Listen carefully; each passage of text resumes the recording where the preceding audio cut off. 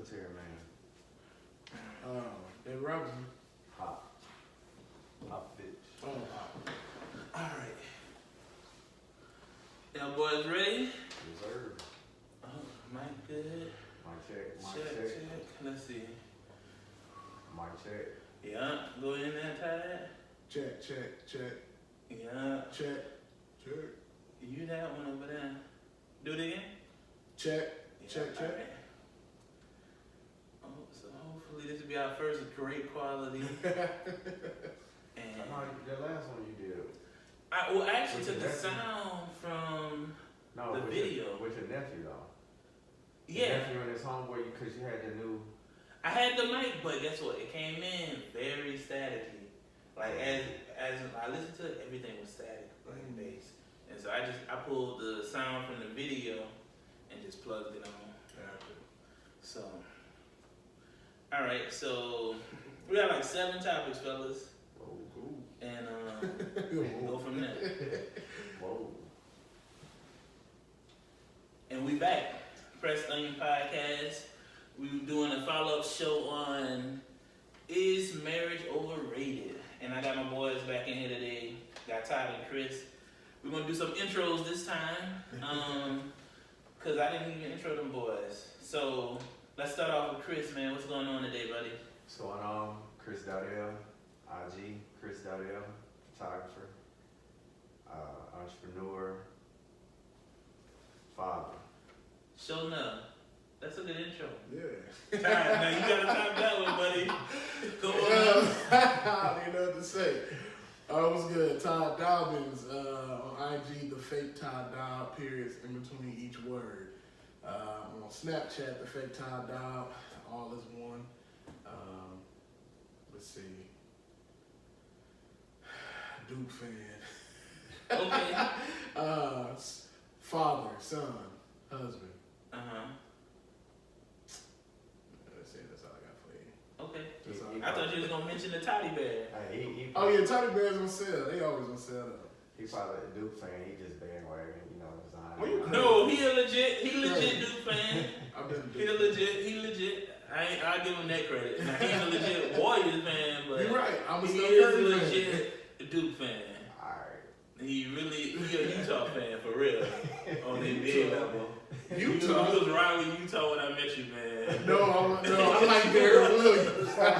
He was right with Utah. I'm a player fan, man. I'm about as big of a Warriors fan, I guess, as y'all are Lakers fans. You know? So I'm now, a LeBron fan. That's what It it is. is to me. I'm a Steph fan. I don't even watch the Warriors. straight LeBron. I don't care what happened. If you didn't know what happened back in '97 for the Warriors, then don't talk to me about it. Okay. I'm not a Warriors fan. I'm a Steph Curry fan. But listen though, y'all boys, y'all got some issues currently.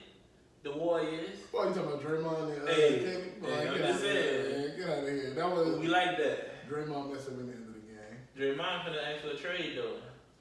That's cool. What y'all gonna do? So y'all don't need him. Y'all don't need Draymond? Y'all don't even win Man, shit. this not even what this about. Wait a minute. Exactly, you know? I mean, yeah, he's an energy source, you know what I'm saying? But I mean, Hey, the Purple Y'all Onion, need him over Clay. the Purple Onion podcast is about everything. I don't know if we need him over Clay. Yeah. Clay too hot. I mean, really, the biggest Clay thing. gonna ask for a trade too. The big man, nah, Clay's man. Don't do that. Clay said he coming to the Lakers though. Man, go on. Clay do not. Nah, telling you. I'm gonna tell you for sure. That's a Did his lie. daddy play for the Lakers? Huh? Did his daddy play for the Lakers? Oh, Clay did. Yeah. I can't remember. His brother played for the Dodgers. He trying to be in LA with the rest of the family. The boy said forget for San Francisco. He ain't coming to the Lakers. Alright, just let you know, man. The boy is going down this year. If Clay was the lead, I think Clay was his own team. He won his own squad. Wait, time out. Neither him nor Steph can lead a team to a championship. There we go. I'm saying like Kyrie can't lead a team to the championship. Neither one of them. So how they won the championship before KD? No. They didn't lead. I say if they lead, we talking about individually. So But Clay, ain't no team wins individually. No, one player wins individually. He said them boys not leaders. Yeah, they can't go to another team and say, okay, well, I'm the focal point, I'm the leader, I'm the guy, So who was the leader? No, who was the leader when they won the championship? They played as a team. Exactly. That's what every team had to be like that. Even with Jordan, Jordan was one of the He was the leader. Jordan was one of the of course. He was the focal point. Of course, but it still took the team. Even after Jordan left, They didn't win. they didn't win the championship. They were still a dog squad though. Yes, they were. When Jordan left, When he retired in between championships. That's they had a when he good is still team. They had But a good team. but here we go. They had a That's good team. But watch this, Todd. Pippen went to Trailblazers. No. That's the same No, team. Pippen was not the same. When he went to the Trailblazers, he was not the same Pippen when Jordan left and retired for a few years. He was not that same Pippen. That's not true. So you just saying Jordan took them over the edge? Yeah, definitely. But look at the Pistons. But look at the Pistons. When the Pistons beat the Lakers. When the Pistons beat the Lakers, can you not argue and say that Kobe or Shaq were leaders of that team? But the Pistons had the better overall team. I don't think the Pistons had the better overall team. I just think it was. They did, but it was the right time in being a team. That's it. I don't think it was better than the Lakers. To me, overall, they were better than the Lakers, and the reason why I say that is because the Lakers might have had more offensive power, but the Pistons were a defensive team. Hey, but And they was keeping everybody under 100 that year. You know what I'm saying? But watch this, Todd. So look at the components that each one of those teams. We're talking about championship teams. Even your Warriors. Let's watch. I ain't gonna keep. I look down if I let you say my Warriors and then later on I say I'm not a Warriors fan, I'm gonna sound like a hypocrite. I'm not. Steph is my guy. All right, but let's just look at the components. The breakdown of every team that's won a championship. We'll go back to just the Bulls. All right, so you had your dog, which is MJ. Mm-hmm. You had your piece, which was your link that was connected to the dog. So when MJ sit down, I'm gonna step up. That was Pippen, and then you had Except when you had the migraines. then you had Rodman. That's your rebounder. He gonna do all the dirty work. Do all the dirty work. All right, Detroit. That same Detroit team that we was just talking about. Ben Wallace was your energy. Chauncey Billups was the one that kept everything together. Then Richard Hamilton. You know, but see, they had more than the three. They had Richard Hamilton and Tayshaun Prince and Rasheed. So Rasheed and Ben gave you that energy. But if we had to say who was the guy that was that dog on that team, it had to be Rasheed. Rasheed was putting up numbers. Chauncey Billups was too. But if we're looking at the leader of that team, it was Billups. It was Billups. Because he was the point guard. Yeah. But he was not like. He wasn't. But Billups before and after that, it wasn't like he was at on any team to where he was leading that squad to a championship. But see, that's what we regardless, you got just to still have the right pieces around you. Regardless, This is the leader of the Warriors. Steph. Katie. Steph was the leader. Katie. Steph Steph was is the leader. not the leader, man. Steph was the leader. Katie. Steph was the leader. Hey. Right now they got a very rounded squad, I would say. But I will say this: if Steph or Clay go to any other squad, all right, here we go, right here. Timeout. This is prime example. If Steph went to Atlanta Hawks, are they in the playoffs? No. Yep. No. Playoffs, yeah. Playoffs, yeah. No. No. Yeah, man. Y'all can't do that. Atlanta already got a little stuff on his squad though. Yeah, they got a little stuff. He ain't grown stuff yet. But I'm just saying, but Steph still ain't grown. Hey, so Todd, let me ask you this though. Steph, man, they can't. If Steph was the lead, now they wouldn't win the championship. Here's the question right here. If LeBron went to the Atlanta Hawks, Would they be in the playoffs? Man, nobody want to play with LeBron. Boy, you're lying to yourself. His teammates be mad. You're lying. Him and Brandon Ingram gonna square up. You're a LeBron hater. Him and Brandon Ingram gonna square up. Hey, just like me back in the day, I was a Kobe hater. I was that guy. I admit that's part of my occupation when I'm watching the NBA is to hate on LeBron. I was a Kobe hater, but you're a LeBron hater. Oh, big time. To say that if he LeBron is the only person right now in the league, maybe KD. man, I ain't even gonna give KD all that accolade. But LeBron can go to any team, and they're in the playoffs, maybe even playing in the conference finals or the championship. Okay, let's see. And the Lakers would be in the conference championship. That's what I was gonna say. Let's see. Now I'll give you what LeBron has done with the last 10 years in the East has been very remarkable. I want to see what he's gonna do this year. They starting to look a little better right now. So what happens if they go to the playoffs? I ain't down that they're not gonna go to they won't go to the playoffs. That's cool. Hey, I'm just saying a lot of people. But talking about, because you got to think about it, man. The West is super duper stacked. It's really not. It is. You got Houston. To me, You got Houston. You got the Trailblazers. Houston looking terrible. You got the Warriors. Uh-huh. You got who else in the West? You got them. You got the Pelicans. The Pelicans balling. Okay. Denver balling right now. Denver wasn't no slouches, and you got Giannis up there. No, he's in the East. Yeah, That's the East. Milwaukee. Yeah. Okay, East. all right. So it's four. I think it's a top 5 in both sides. I think Easily matched. East, only team that's really head and shoulders is the Warriors. I went into the season thinking Rockets was head and shoulders. Philly, bro. But that nucleus was messed up when they got to the Warriors. Melo ain't go to the Warriors. Melo about to come to the Warriors. Melo done finessed $30 million this year. Boy, you keep finessing money out. Melo going to Philly. Nah. You go to Philly, that's a nice situation. Hey, man, you heard it here first. He Philly going nice. to the Warriors. I think, I'm going to say this. In the West, you got, I'm going to go, all right, straight up. I'm going Warriors, Okay. Rockets, LA, Lakers. No, where Portland fit in the equation? Portland's 4. Okay. And then you got Oklahoma, a strong 5. What about the Pelicans? Anthony A Davis. strong 6. You got Utah. Denver A got the 7. best record in the West. And right you now? still, who got the best? Denver. And you got Denver. But see, this is the thing, That's man. 7. That's 8. I just named 8 teams. Okay. Denver is young. They might fall off. And you never know. Like, I don't look at them, when it comes to playoff time, I'm not looking at them as a contender. Yeah.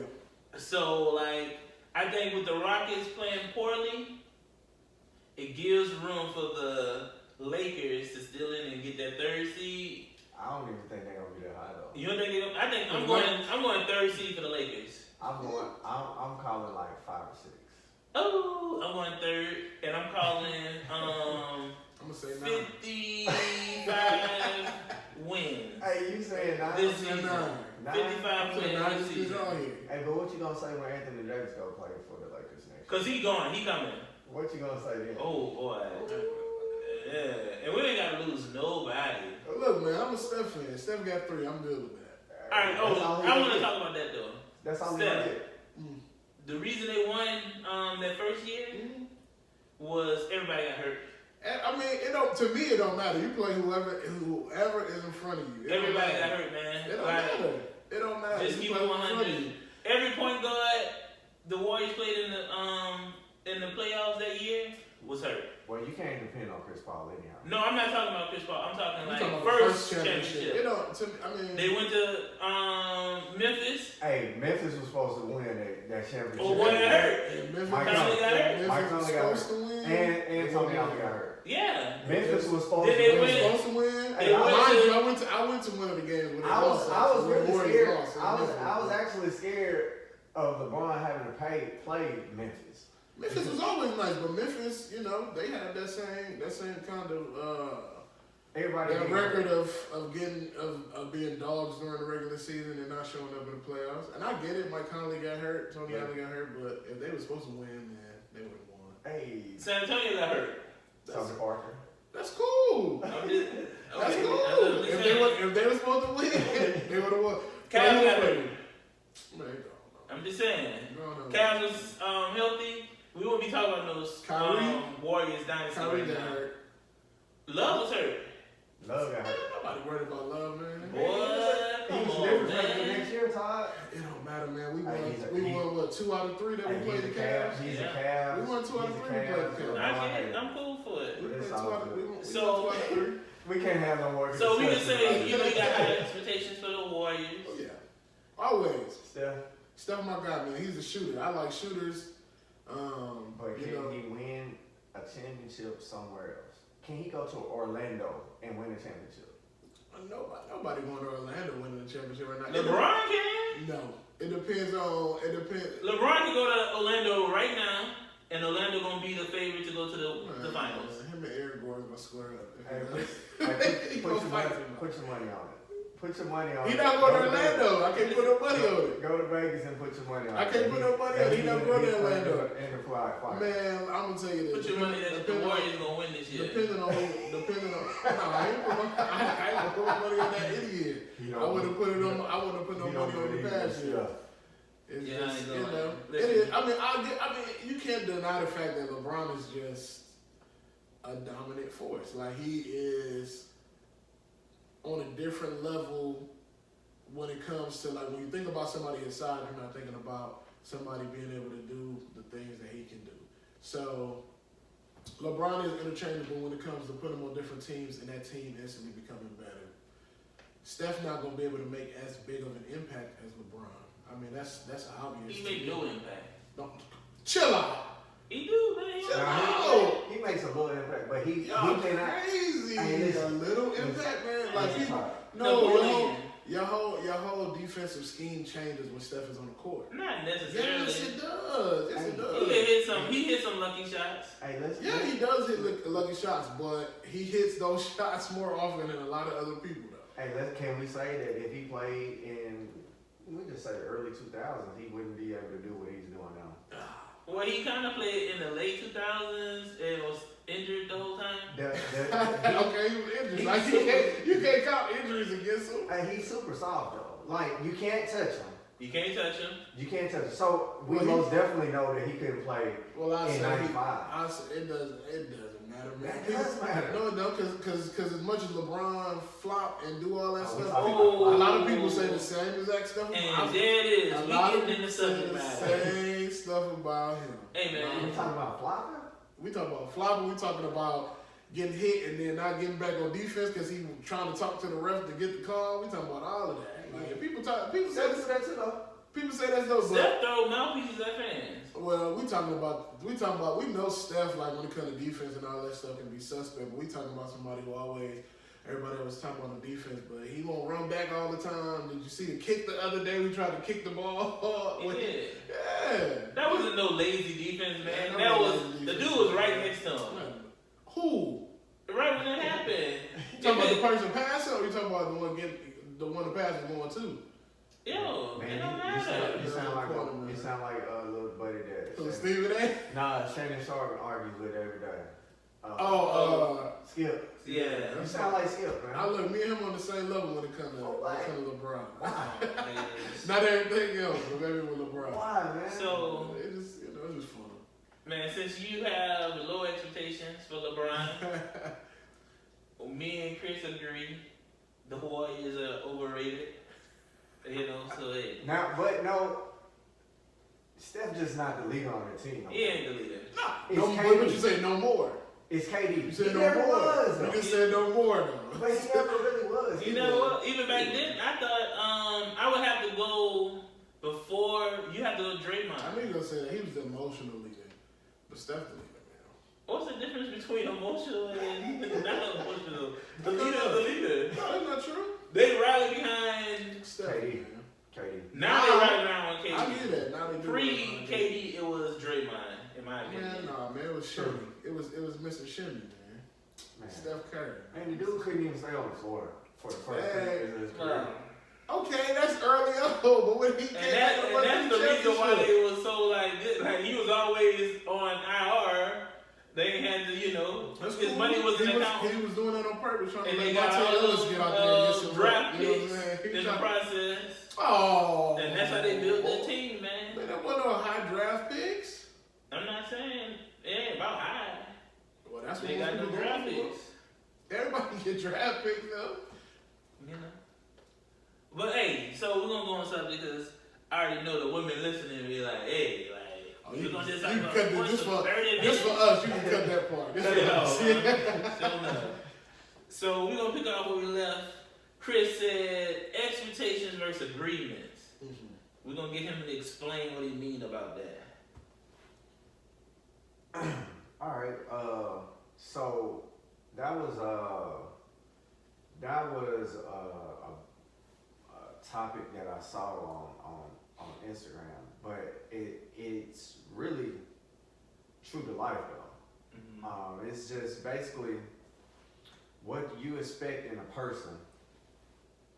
So the example that she was giving was, hey, you know, we went to bed, her and her husband went to bed, she woke up the next morning, which was a Saturday morning, but he was gone. So basically he didn't tell her where he was going, he was just gone. She didn't know, so then she got peeved. And now she's looking at him like, hey, where you at? What are you doing? I want you to be at the crib.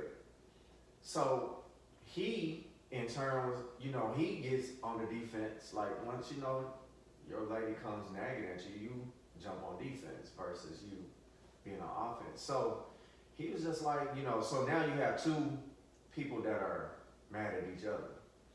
But he didn't know what she expected for him. So therefore, and she didn't verbalize that. She didn't verbalize that, hey, you know, when I wake up then in the morning, I want you to be next to me. You can leave, but I want you to be next to me when I wake up. Don't let me wake up by myself. So now that's her expectation. Now he has to agree. And then he has to come back with his expectations for her. So in a marriage, you have to have an expectation of what you want your mate to have. Because if you don't, what'll happen is you'll be just sitting there guessing the whole time. And we as men, we're fixers, number one. So, you know, one, we're always thinking, well, I can speak for myself. We're thinking on the next step. How to make the next step, how to take the next step. What steps we're gonna take to make this step happen, and then just go from there. So if you don't have any real expectations of your mate, then it's just not gonna work, point blank, period. So that's kind of like the expectations agreement type thing. And you know, to me, it just makes sense. How you feel, Ty? So I guess, so for clarity, it's like you have certain expectations of your mate, and then y'all agree upon those expectations. Correct. So let's just say, for instance, you like to cook. Mm. All right. So honestly, your wife probably be like, well, I expect him to cook.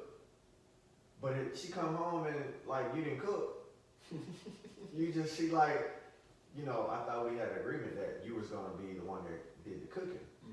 So now that can lead to, well, last week you didn't take the trash out. Mm-hmm. You know what I'm saying? Yeah. So you see how that goes? Because we as humans tend to hold on to the past instead of, you know, like letting it go. So, you know, I think that's where, you know, that comes in. So mm-hmm. It's just as simple as, you know, like maybe taking the trash out, or, you know, we had talked about pumping the gas and stuff mm-hmm. like that. These are some of the expectations, but if they're not verbalized, then like, and you know, that your mate gets mad, then, you know, it's just kind of like we're left to guess. Right. Without it being verbalized. Right.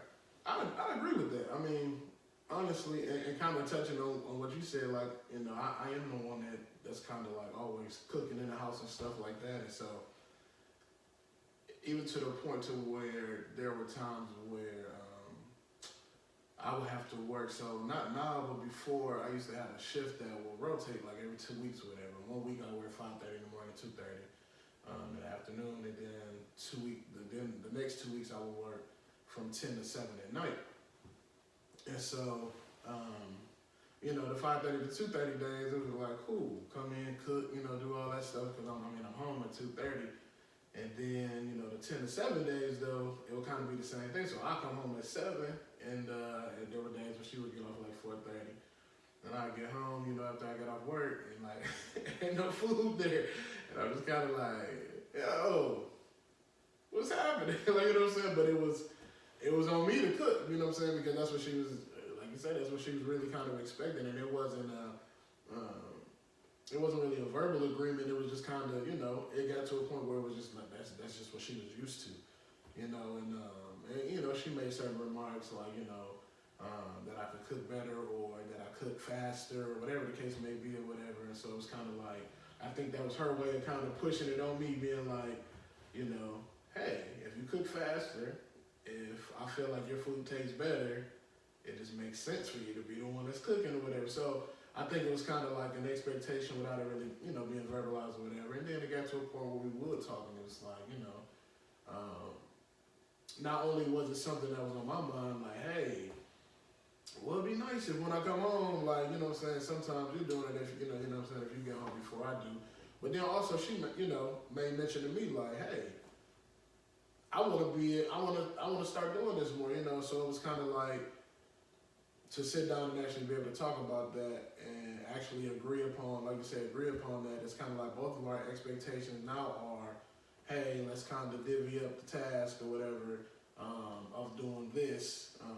On these days, maybe I do it or whatever because I'm off earlier. These days where you off earlier, maybe you do it or whatever the case may be. So, I mean, I agree. I mean, I think it's good because it just goes back to, you know, just communicating just in general. Like, there are just certain things that you just are not going to know until you actually sit down with your spouse or with your significant other, whatever the case may be, and actually talk that out. How do you sit down and talk about expectations? Man, Or like without it that's being a negative? That's the crazy part. That's the part that I think couples in general struggle with. Mm-hmm. Because it's kind of like on one side, like let's just say on our side, it's like, okay, we're just having a conversation. But on the front side of that, it's like you're attacking me. Yep, when I have conversations of this magnitude, that's how it comes off. Like I'm attacking versus, I ain't gonna say helping, but I'm gonna just say saying my viewpoint is more of an attack on who they are as a person. Yeah. And you know, when that happens, everything goes out of one ear out the other, Right. and we never get to like a finish point. We end up, you know, just there and kind of walking on eggshells. Yeah.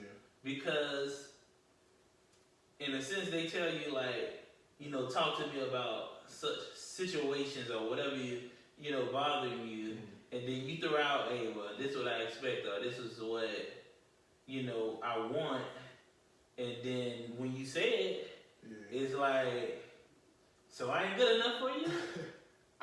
I think we had to so I think one part of it is the person possibly that's initiating the conversation, you kind of got to look at the place that you're coming from, and then you also kind of got to like look at how you're presenting it as well. Like, so for me, if I'm getting frustrated because I am the one that's cooking all the time, and I want that to change for some reason, and let's say I come home, you know, she been home since 1, and I come home at 7 o'clock at night, and you know, she waiting on me to cook, you know, if I say something in that moment, it's gonna be out of a moment of frustration. I'm gonna be sitting back like, yo, I can't take it no more. I'm about to snap. Like, I gotta tell you this. Whereas it might just be better to kind of be like, yo, I'm super irritated right now. I'm either about to do it right now, or I'm just gonna sit back and wait, or whatever the case may be. But like, we need to talk about it. But I need to wait till I'm in a better place before I sit back and snap. Like, I don't want to snap. You know what I'm saying? If I want to have a constructive conversation, because I think real talk, like as people, anyways, like I think we have issues or what we like to call constructive criticism. So it's like if you come to me to give me constructive criticism on something that I don't even feel like I have a problem in the area that I don't necessarily I feel like I have a problem in, like even when it comes to like just being at work or whatever, if I feel like I'm good at, you know, if I feel like my organizational skills is on point, and you come and give me some constructive criticism and telling me how like this and this and this with my organizational skills could be a little bit better, I'm gonna be like, I might sit back and tell you like, okay, well, you know, thanks for coming and telling me that. But in my mind, I'm gonna be a little irritated, like, yo, like, don't step to me with that, telling me like, I'm on point with this, like, don't step to me telling me that. So I think when you're approaching somebody with an issue that you have or with something that you're observing from them that could be better, that they already kind of like ready to be in a defensive mode anyway. So I think like to present it, it gotta be like I think you gotta be in a good spot too. Cause I ain't gonna lie, I know I've been in places where I ain't in the best spot and I just like, you know, it just comes across, it can come across wrong. And so, you know, so I think that's one of the biggest things is first to kind of look at that, and then for two, just kind of, to me, I mean, you know, everybody's different. I kind of like to get a disclaimer though, like, you know, like, let's talk about something real quick. And I want you to know, like, this is not coming from a bad place. I don't think disclaimers work for me. Yeah. With me, let's say, I may wait till I'm in a better place to speak on some stuff. Mm-hmm. I may let stuff happen for a while, and then when I bring it out, I expect, you know, at that point I'm not mad about it. I'm just letting you know what I've seen. You got all the evidence too. Like, all the evidence. But And it don't work. here's a caveat to that though, because like here's a caveat to just being in a better place to wait. So like, let's just say your waiting is a week later. Mm-hmm. Typically, the other person has forgotten what has happened. And then now you're bringing up something, so, you know, they'll come at you, they'll be like, well, why are you bringing up old stuff? You see what I'm saying? Yeah. So now, because you've waited, so, you know, like, how long is that wait period gonna be? So now you waited and you said, well, I waited and I'm calm this week. So now they're gonna be like, why are you bringing up this old stuff? Like, that was last week. I don't even remember it. Yeah. I don't, and the thing is, like, so when I say that, like, for me at least, like, the biggest thing is just realizing, like, where you're coming from and, like, how you present it in that moment. Mm-hmm. Like, you don't even necessarily have to wait, because sometimes in that moment is probably the best time to really say it, because it's like, yo, like, this is the 100th time. Like, you know what I'm saying? Like, on the 100th anniversary, I'm about to speak on it, you know? And so it's like, sometimes in that moment, it is probably better to talk about it. But again, you still kind of got to you still don't necessarily want to come from a spot or a place where you just like, you that frustrated, like you super frustrated. Now, it's certain times, I think it's certain things that, you know, it's not going to like, you're not going to blow up about it. So like, my wife, and she might be mad for me for saying this, but like, she leaves the top off the toothpaste all the time. Uh-huh. So we're not necessarily always in the bathroom at the same time when that's happening, but I might come in the bathroom after her and see the top of the toothpaste. And she, you know, she work from home now, but this is like previous. So like she'll be going to work and I'll see the top off and I'm looking like, yeah, she got the top off. So I take a picture of it. And I send it to her like, yo, you about to come back and use this? Like, you know what I'm saying? Like, so like, I use that moment to do it, but I'm kind of joking about it, but it's kind of like, yo, put the top back on the toothpaste. But she's recently, in the past about a month or so, I've been doing this way longer, but she really just started recently doing this. But I leave the butter out a lot of the time when I get finished cooking or something. I just leave it out on the counter. Cause to me, like, when I get finished cooking, in my mind, I'm like, yo, it's time to sit down and eat. Like, ain't no time to put nothing up. Like, let me sit down and eat. And she'll go in the kitchen and be like, so, you about to come cook something else? Like, you know, and she telling me to put it back up, you know, and it's like, it's a funny kind of way of us, like, telling each other to do it. But it's also, like, we're not coming from, like, you know, a place of, like, malice, or we're not coming from a place of where we just, like, piss at each other, like, why would you leave the top off the toothpaste, you know? So it's just, but if that did, like, piss me off to that point, like, I would, even if I say something about it in that moment, I still would probably need to calm myself first, cause like ain't no purpose in us like blowing up at each other off of the top. But you know the what I'm thing saying? is, it's not a deal breaker. No. And that's what you're getting at. So like, you have to figure out like what's the deal breaker. You know, we kind of touched on the last time about just like, okay, if my spouse does this, then I'm out. Like, you know, my girl cheat on me, I'm out. Mm-hmm. But guess what? Once you're in that situation and it happened, like, the love that you have for him is like here, but like, and the offense is like here, like the love outweigh the bad. So therefore, you're gonna say, okay, well, let me see how we can fix the situation. But in fixing that situation of why it happened, you also have to figure out how to fix yourself. You're right. And you know what? The offense may actually fix whatever y'all doing. Like, say, I ain't gonna say the unknown, but I'm gonna say the unspoken issues. Mm. Having an offense come into play may actually be the remedy to get the unspoken things fixed that you are going through. And now I know, like, see, I'm not a sensitive dude. Or I don't come off as sensitive, but I am sensitive. But I come off, if you know me, most people be like, I'm very blunt, straightforward or whatever. So when I'm dealing with a female and I say, I'm trying to be sensitive, it come off as being sarcastic. And, you know, and then at that point, they don't even accept it because they think I'm making fun of them. Yeah. And so, like, me personally, I just have to find a way to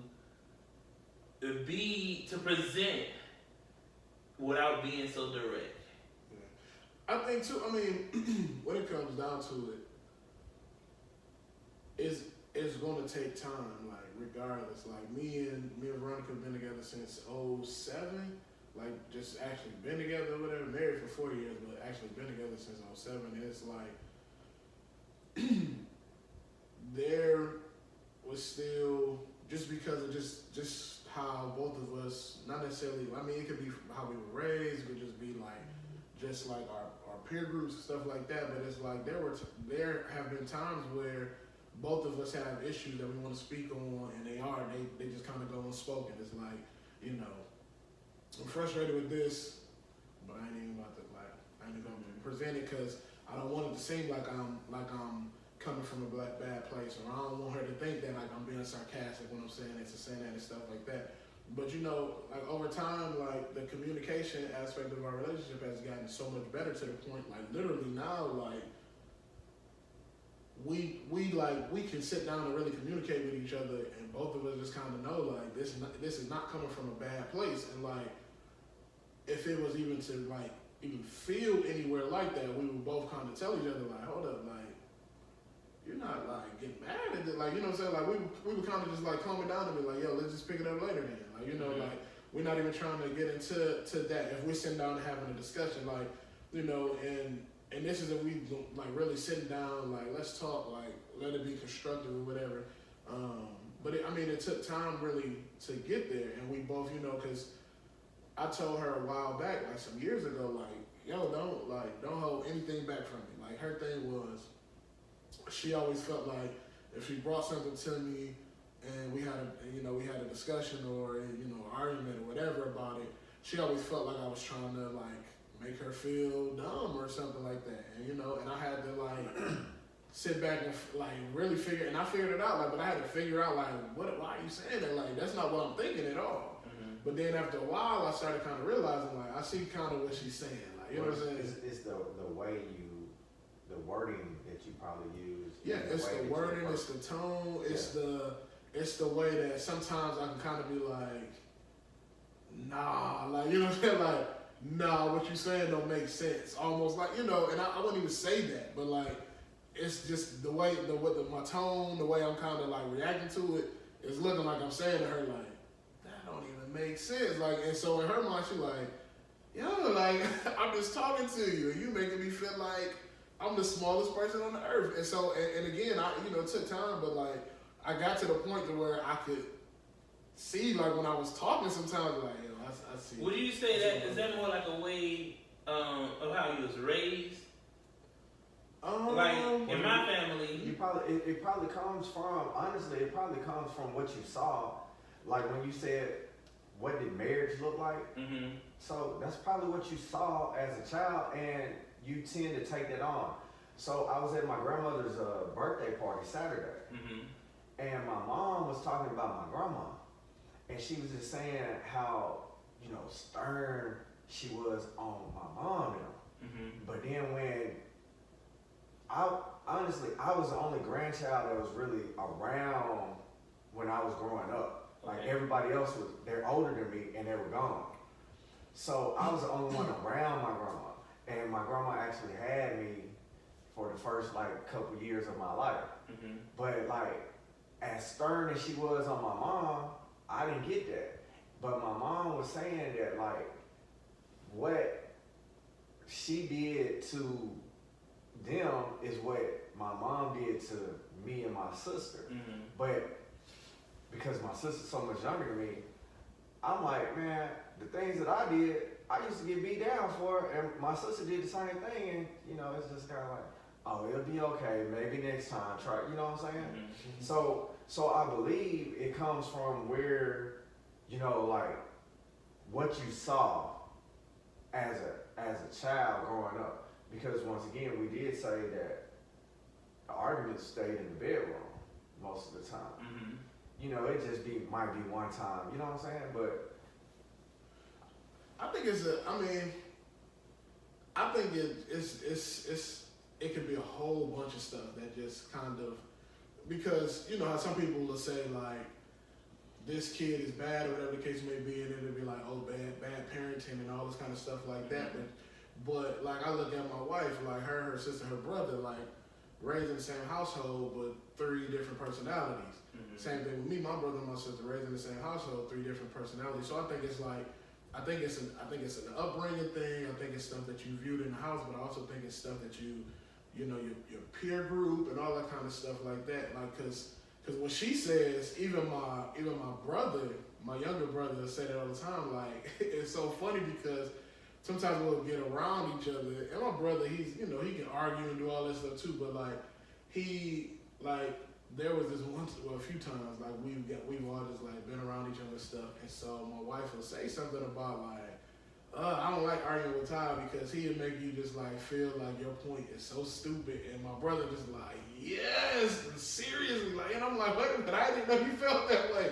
It's crazy, it's crazy because my brother literally, he's super stubborn, he just, he's one of those type of people too though, I felt like, I don't know, it's just weird to hear him, it was weird to hear him say that. And so when I heard that though, that's what really kind of made me be like, that's the second person saying it, you know what I'm saying? Let me sit back and see what they're talking about or whatever. And I think part of it though is I like to joke a lot of stuff, and when I joke, I try my best when I'm joking sometimes to make people feel silly, but not in a bad way where I'm trying to degrade them or anything, but to make them feel silly, man, going on, I'm done playing with you or whatever like that. And I think that some of that kind of translates over into it. So when I'm actually in an argument or something, I'm doing the same. I'm not necessarily trying to make you feel silly, but if I feel like your point is silly, I'm gonna be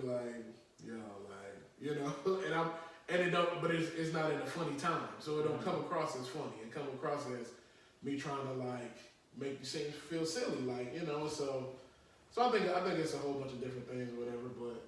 But I realize it, and I ain't gonna sound perfect yet, but but I did realize it, and I've tried to work on that for sure. I'm gonna give us a segue into another topic. With my family is we're loud, mm-hmm. but we're straightforward. Mm-hmm. So we don't have the presentation, get the words right to make the other person feel good. Yeah. It's more just boom, boom, boom. Take it how you take it. Mm. But listen to the words. and don't worry about the presentation. Mm-hmm. So like family merging, like her family, your family. How do you make that benefit the marriage? Like everybody has a different upbringing. Like maybe her family is loud and rowdy, or your family's the, American family. Mm-hmm. When you say family merger, you're talking about the parents, grandparents? Yeah, that like, type? yeah. Okay. Like just merging the families together so like y'all doing Thanksgiving dinner at your house. Her family coming over in town, your family in town, y'all coming together to make it successful. Right.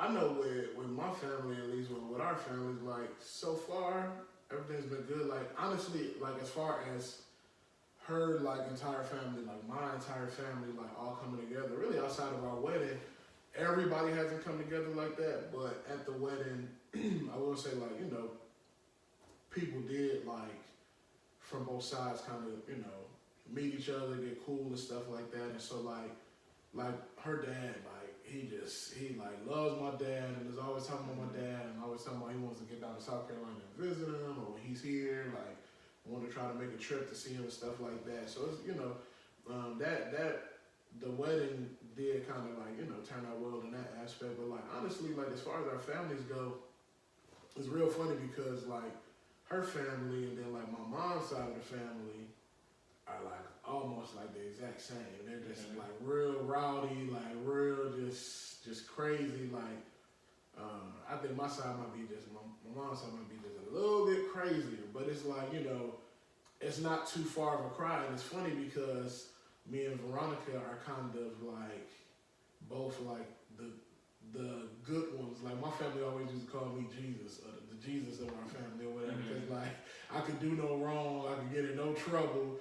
I just knew like we'll be playing, I'll stop 5 minutes before they break something, and everybody get in trouble except for me. Everybody like, yo, Ty, and like she kind of is the same way with her family. Like people come to her for like advice, people come to her to be the level head and all that kind of stuff. So it's kind of like we have that in common with each other, and I think so far we've been able to make that successful in like merging our families. But like when I get around her family and stuff like that, so cool, so like just chill, so relaxed. Like it's just like being at home. They were always very, very welcoming. And then like on the flip side, when she's around my family, like comfortable, like no like shyness or nothing like that. It's just like it's real easy or whatever. And so I mean, I think at least in our aspect, it's worked out like really, really well. So is it important, Chris? Merging the families? Yeah, I mean, it can benefit. Now, I've seen some cases where, like, the benefit is not great, especially when it comes down to, like, if maybe that family, they might not be able to be, like, financially stable. Mm-hmm. They're always asking for money. I mean, it's a benefit to merge them. It is a benefit, but if it doesn't help, then it's almost like you push them away too at the same time. Okay. It's like you don't want to be a hindrance. Yeah, it's like, well, man, your mama always asking for some money, or your daddy always asking for some money, and we ain't got it like that. But like we can help when we can help, but like they got to learn how you stop it though. Like you can't stop it, and you shouldn't stop it. But it's kind of like you're what you're doing. You have to kind of set a limit, because one thing's for sure is that the child of that parent, the parent of that child. Wait, hold on, I got that all wrong. I get you saying. The child is not going to stop being the child of that parent. Right. So it's going to be like. Then that's when, like, this comes back to expectations and agreements, you know what I'm saying? Like, so, it's like, okay, you're going to do whatever you're going to do to help your mama, or help your daddy. You know what I'm saying? If it might hurt the relationship, and it might, it might not be a problem. So now this is when that communication and all that comes into play. But I feel like, like if you once you merge in the family, like, it's like you need to have like birthdays. Mm-hmm. You need to celebrate a lot of situations together, retirements and birthdays, and because what happens is, once you get married, like parents are retiring, mm-hmm. especially if you're older. Your parents are retiring, then you having kids. So now they're having grandkids, and they want to be around a lot more. So like once you start having the children come into play, they start having events at school and stuff like that. Hey, mom, such and such has a play at school, mm-hmm. Saturday. Come check it out. They're there. So, that support, that parental support, as long as it's not a hindrance, mm-hmm. then, it's... Yeah, I think, too, like, the kid thing to me is big. Because, so, like, our son, TJ, his birthday is December 22nd, which is a few days from Christmas. And we pretty much know, like, from now on, like, yo, anything happening for Christmas, like, maybe every now and then, not so much this, but, like, for the most part, Christmas, we probably gonna be at the house. Like, unless we take a trip somewhere for, like, his birthday or something like that. But we probably gonna be here. And it's like, if, family, if y'all want to, like, do something for Christmas as a whole, like, come holler at us. You know what I'm saying? Because our son's birthday is, like, 3 days before Christmas. Like, so if we want to throw a party for him, we want to throw a party here. We don't necessarily want to, like I said, or if we want to take a trip or something like that. And I mean, I think the family will be understanding, but then also, like, you look at other things. My dad's birthday this year is on Thanksgiving. We're going to Charleston. We're going to see him for Thanksgiving. It just makes sense. Like, but me and Ronka, we are really the ones who kind of travel the most, like, when it comes down to, like, visiting family and stuff. And so it's like, most of her family is in Montgomery, which is only a couple hours away. So we'll hit the road and go holler at them, like, for off stuff, like, maybe 4th of July, or, like, maybe just some random weekend. Like, her brothers and sisters have one weekend, they just want to do, like, a sibling weekend.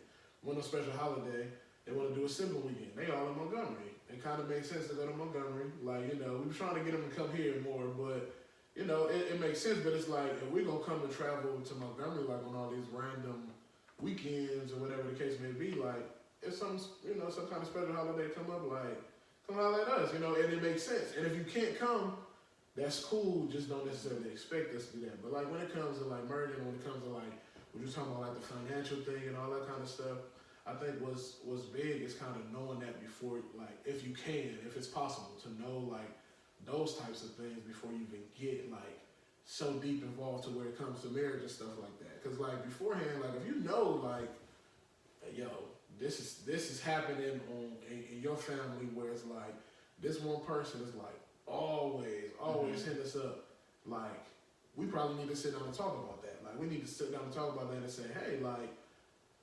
when we get married, like, this might not happen, like that. So Sean said that. So the crazy thing is, once Sean said something like that, but here's the thing to that is, like, nobody wants to talk about the problems. Oh, you're right, and I'm gonna say. Oh yeah, you're talking about, like, if you know about it, and yeah, nobody wants to talk about the problems. So crazy thing. So about just a little background on my family. Like, on my mom's side, all my cousins are probably at least 10 years older than me. Okay. So I wasn't never the cool kid. Mm-hmm. Like, we were never there at the same time. And the crazy thing is, so we're at my grandmother's birthday party this weekend, and my grandmother's sister's kids, which are my cousins, they was like, man, I don't even know you. So what my mom did for me mm-hmm. was because I had one cousin that was close in age, but he passed away. So what she did, she said, because, they were, up in their 20s, maybe even 30s, but they was, doing drugs, they was drinking. My mom was like, my son can't go around that. Right. You know what I'm saying?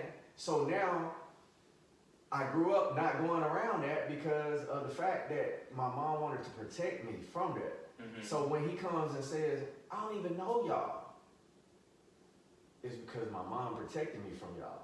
Mm-hmm. So that my life didn't end up like your life. Correct. Not that you threw your life away, but you made some bad decisions Mm-hmm. at that particular time. So you see what I'm saying? But nobody wants to talk about that aspect. You know, the cousin, because we all have family members that are addicted to something. Right. So, you know, that person, that particular person wants to protect the other person from that. Mm-hmm. You see what I'm saying? So, that's how I kind of see it. You know, I'm more on the tip, like, say, my family's small. And so when anything's happening, you kind of know, like, who's who or whatnot. But I'm for protecting against certain situations. And now, we don't have an age gap like Chris family. But my family, everybody's roughly the same age. So you got to be around each other. But when it comes to the relationship point, I'm more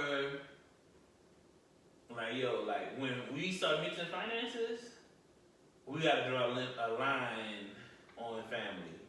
Talking about you and whoever your significant other. Yeah, we have to draw that line on family because... So you have to mix the finances? Do you have to mix them? I think you should. What you think, Todd? Talking about mix the finances I'm between talking, like, husband and wife. Yeah. Like mix the finances. I mean, I do. Like, and I think we had talked about it before. Like, Mm-hmm. me and Veronica don't necessarily have the same.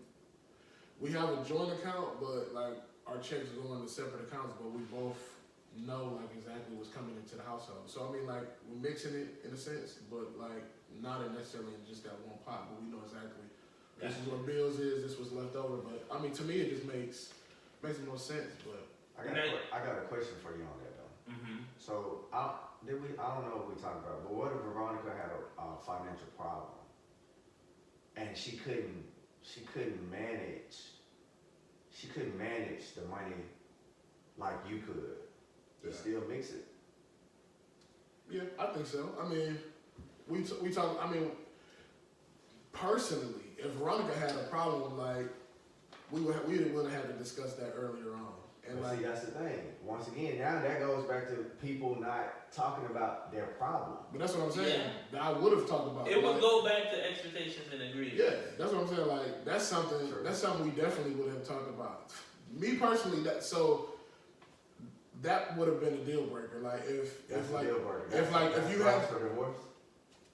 that, we would have never got married. Like you know what I'm saying? Like if because to me, like I would have never been the one like, and I mean I was crazy about Veronica. Still am crazy about it. But like when I first met, I was crazy about it. But I would have never been the person to be like, yo, I love you. 2 months later, propose, and then 4 more months like we get married. Like I wanted to take my time, and we did. Like it took, you know, not saying that this is how long everybody should take or nothing, but it took what 6 years, I think, before we got engaged. But that was, I wanted to be in a, you know, get to a certain spot. Still wasn't where I wanted to be, but at least, you know, get to a decent enough spot. But like that's something in 6 years, like I probably would have noticed. Like, you know, she But had that's no what financial we problem. talked about that too before, doing about just men wanting to be more prepared. Yeah, and that came up on Facebook too the other day. But yeah, so I mean, we would have discussed that, and for me, that would have been the deal breaker to know, like, I don't want to go into this because if I saw she had a financial problem, like, I would have talked to her about that, and like, we would have sat down, we would have talked about it, we would have figured out, like, yo, like, I'm probably the one that need to be dealing with that stuff if that's what it looks like or whatever, and. You know, if that wasn't something we would have been able to agree on, then I probably would have had to do a lot of rethinking. Like, What if she said when you said that? What if she was like, "You always attacking me, and now you're attacking my finances. You're attacking me. You're coming at me, and you're attacking my finances." You see what I'm saying? Like, I mean, I see what you're saying, but it would have been that would have been a deal breaker. But you love her though. Yeah, I love you, but like at the same time, like I love myself. So like you know, if the purpose of us getting married is to better each other for us to grow together, not only mentally, physically, spiritually, but financially.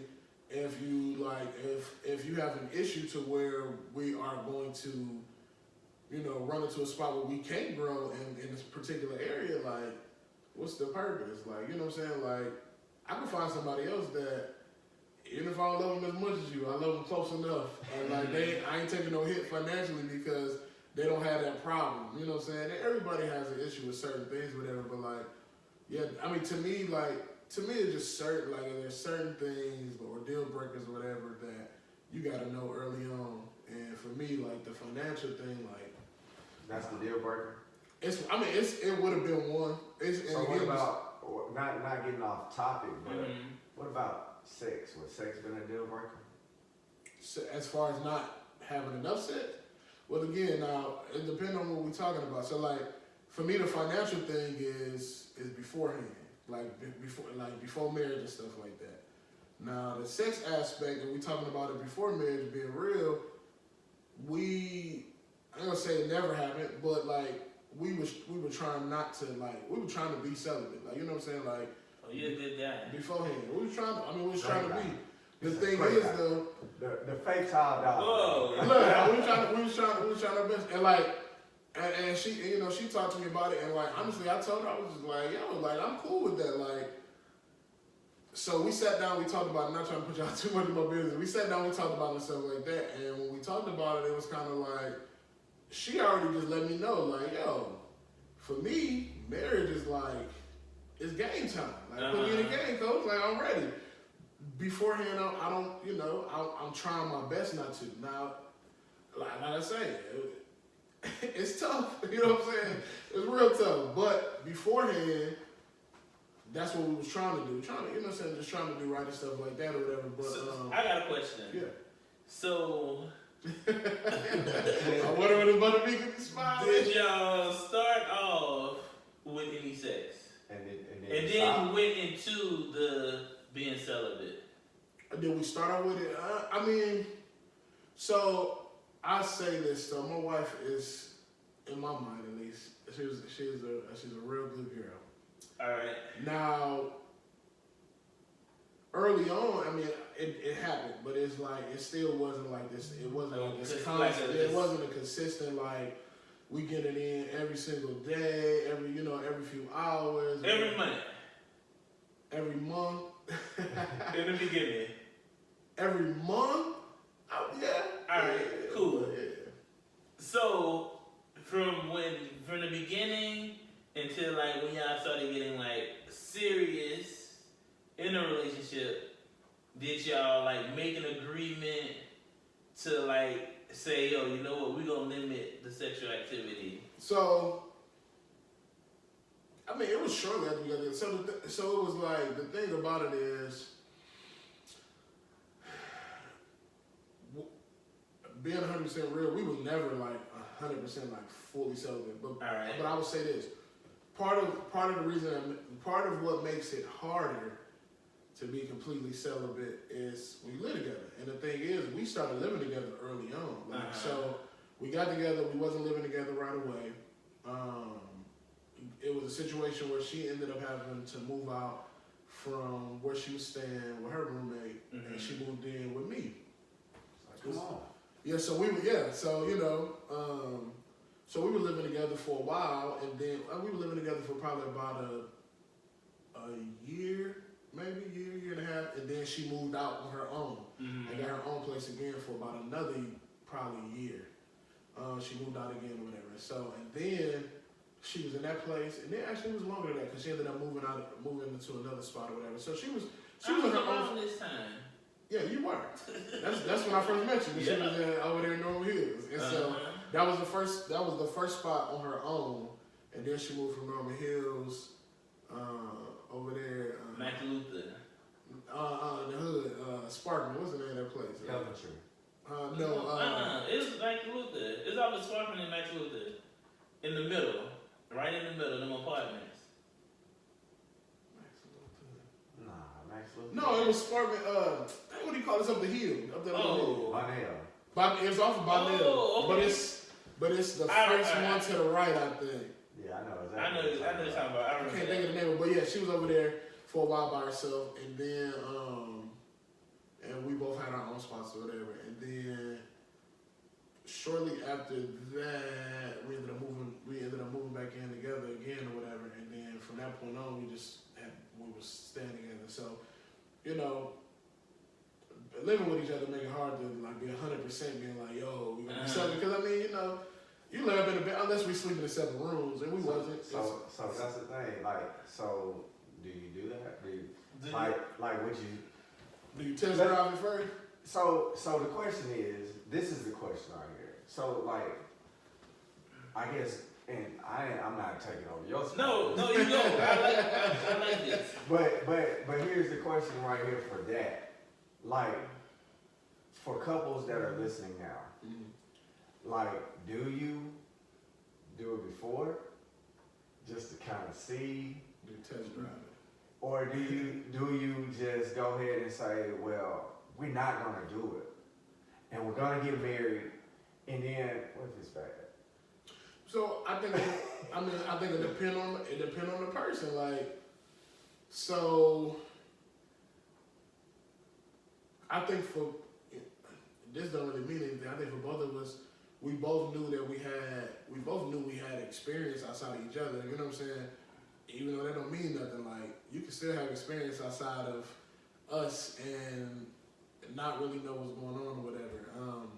I think it depends on the person. I'll be real, like, I know people where sex is just not that big of a deal for them. Like, you know what I'm saying? Like, not saying that they don't like it, but like, in a relationship. Like, in general for them. Like, it's just not, it's not like a huge thing for them. It's not like. They our age? Yeah, I know people our age, like, literally, like, it's not a huge thing for them. So it's like, for somebody like that, I mean,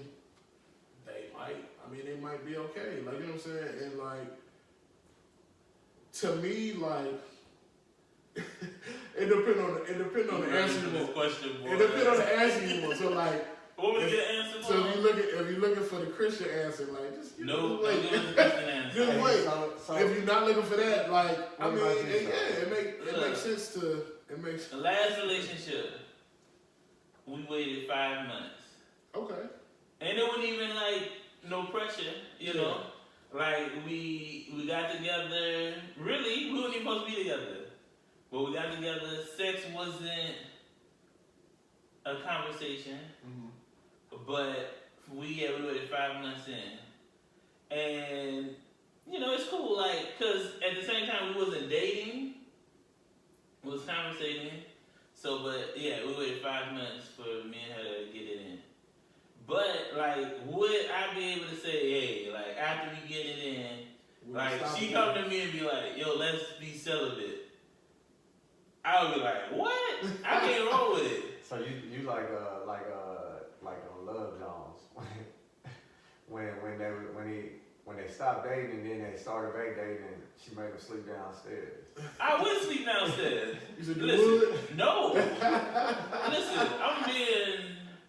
I'm not like, even if you mad and you say, oh, somebody else sleep on the couch, I ain't sleep on the couch. And if I'm at your house, let's just say I'm at her house, and she was like, oh, no, you can't sleep in the bed with me. I'm going home.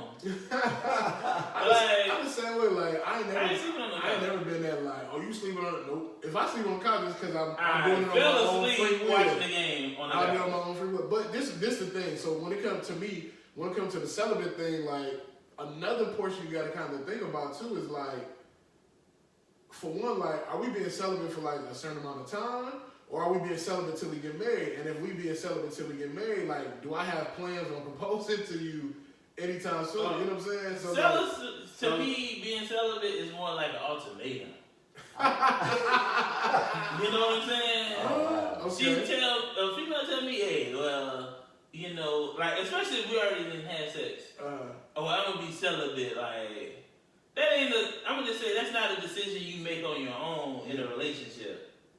And I'm gonna say, to me, that's an ultimatum. And I always go the opposite way of the ultimatum. Like, so if she say, hey, we gonna be celibate from here on out, I might have to tell her, I may not tell her, but I'm not gonna do me. I'm sorry.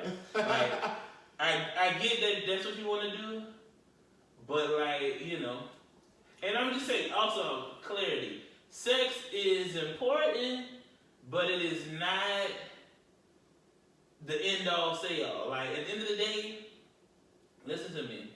I know when we get higher up in age, sex is not gonna matter. Right, of course. But like right now, sex is a big factor. But also, sex is as big as a factor it is. Me and your relationship, friendship, is bigger than sex. Yeah, like sex is more just a way to connect. Right. You know, so like I'm gonna say this. I may have like, let's just say this. You know, I think as you get older, sex you become open to more sexual activity. Okay, so like when you're younger, you say, "Oh, I ain't doing that crap."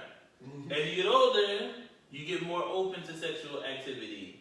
So like, I think maybe when you get in a relationship and y'all like, you know, y'all start being together, and you be like, you know what? I want to try this. I want to try that. Now, I think that's a bigger discussion over being celibate. Like, do you open yourself to something that you say you wouldn't do? Or do you just say, well, if I'm gonna say this, she come to, let's say the female come to you and say, hey, I'm gonna use the song I heard today. It's a song called 46 Shades of Choke. Go listen to it. So, and the chick basically said, wanted to do the choker. If you're not a guy to choke a female, your female say she wants you to choke her, what do? You choke her. There it is. You gotta choke her. Like that's how I feel. But if you don't choke her, then now in the back of your head you think who like, will choke her? who's been choking her? I ain't gonna say who been. I'ma just like see somebody else will choke her. Though. Somebody else will choke her. Yeah. So you can't be more like, you know, you gotta be open. Right. And I don't. So like with me, like saying you celibate after we done had sex a lot. That's basically me telling me like you don't want to be in a relationship with me anymore. Hey, but look, what if you had sex like, all right, it's 7 days out of the week, and you had sex maybe like once a week, maybe. You know what? And then she comes, so that's 4 times a month. Mm-hmm. And then so then she comes and say, hey, I want to be celibate. Tell me this: what do we call sex? Like, are we talking like penetration? Yeah, that's. I mean, all. Like we're not talking oral sex. No, we just talking about all aspects of the thing, because if we're talking on the Christian terms of things, like all of that's. Oh, it's all bad. But I'm gonna say this: all sin is equal. So like, I roll with that. Like that's my only. I'll say this thing when it comes to sin. Yeah. Like somebody tell me what? Oh, you having sex and you're not married? Buddy, you lied yesterday. So our sins are equal, man. That's my trump card. Which is true. But I say for me, like back when I was like in college and stuff, it was before I met Veronica though. But back when I was in college, like that's like. People knew me like I used to just talk like real like freaky and stuff, like real reckless. Like I used to just say little stuff. Like I used to do little crazy stuff, man. Like that's what a lot of like my friends kind of knew me for and stuff like that. And and it was just like I was just on that like all the time. Always, like, it was just like that stuff was always on my mind, whether it was going down, like whether it was happening or not. Like I was talking it though, like I was talking it all day, all day long, or whatever. And so, you know, like so when it came down like to me and Veronica, it was kind of like she ended up knowing that too, like cause I mean like when me and her get cool, I used to talk like not right off the bat, cause like right off the bat she had a boyfriend, like, and I was just like. Just kind of the friend, like, you know, the friend on the side, like, where she know, like, yo, when you done, like, when you done with your relationship, like, come holler at me or whatever. So I was just a friend or whatever. But, like, you know, once we got past that stage, like, I would talk reckless to her too. Like, I didn't really care for real. You know, and so, like, she knew, like, kind of what to expect from me and stuff like that. I think, like, I really didn't know what to expect from her at first because, like, she did, like, just come across, like, real, like, innocent, like, you know, and she was real sweet and stuff like that, but, like, she ended up, like, you know, we talked, and, like I said, she told me, like, you gotta stop talking like that. No. She never told me how to stop talking. The key word was, he said she was. Yeah. Well, no, she is. She's still real sweet. But like, you know, that was a discussion we had, like right away in our relationship, like, cause you know, I think with me talking reckless like that to her, it wasn't like I wasn't trying to pressure her into nothing. It was like that was just how it was. Like that's just how I used to talk. Like, and it was kind of more like in a very joking kind of manner. But I was the same way. Yeah, but it was like I joked about it a lot, but everybody was like, "Well, Tom was like," because I just used to say whatever, and so like with her, she knew I was crazy like that and stuff like that. But like honestly, I felt like that made it easier for us to even start talking about it like on a serious level because how much I used to joke about it, and like I said, she ended up telling me like, you know, when it comes to marriage, like, oh, it's game time. You know what I'm saying? But like you know, you know what? I'm gonna say something on this right here though. So I had a friend who married this girl, and she said the same thing. But it wasn't though. Listen, I'm gonna tell you right now. I gotta see the slut before. So like, I don't care what nobody's saying. Like, you can't tell me like, oh yeah, when we get married, it's gonna switch. Yeah. No, like I think, I personally think how you act as a girlfriend is how you're gonna be as a wife. Yeah.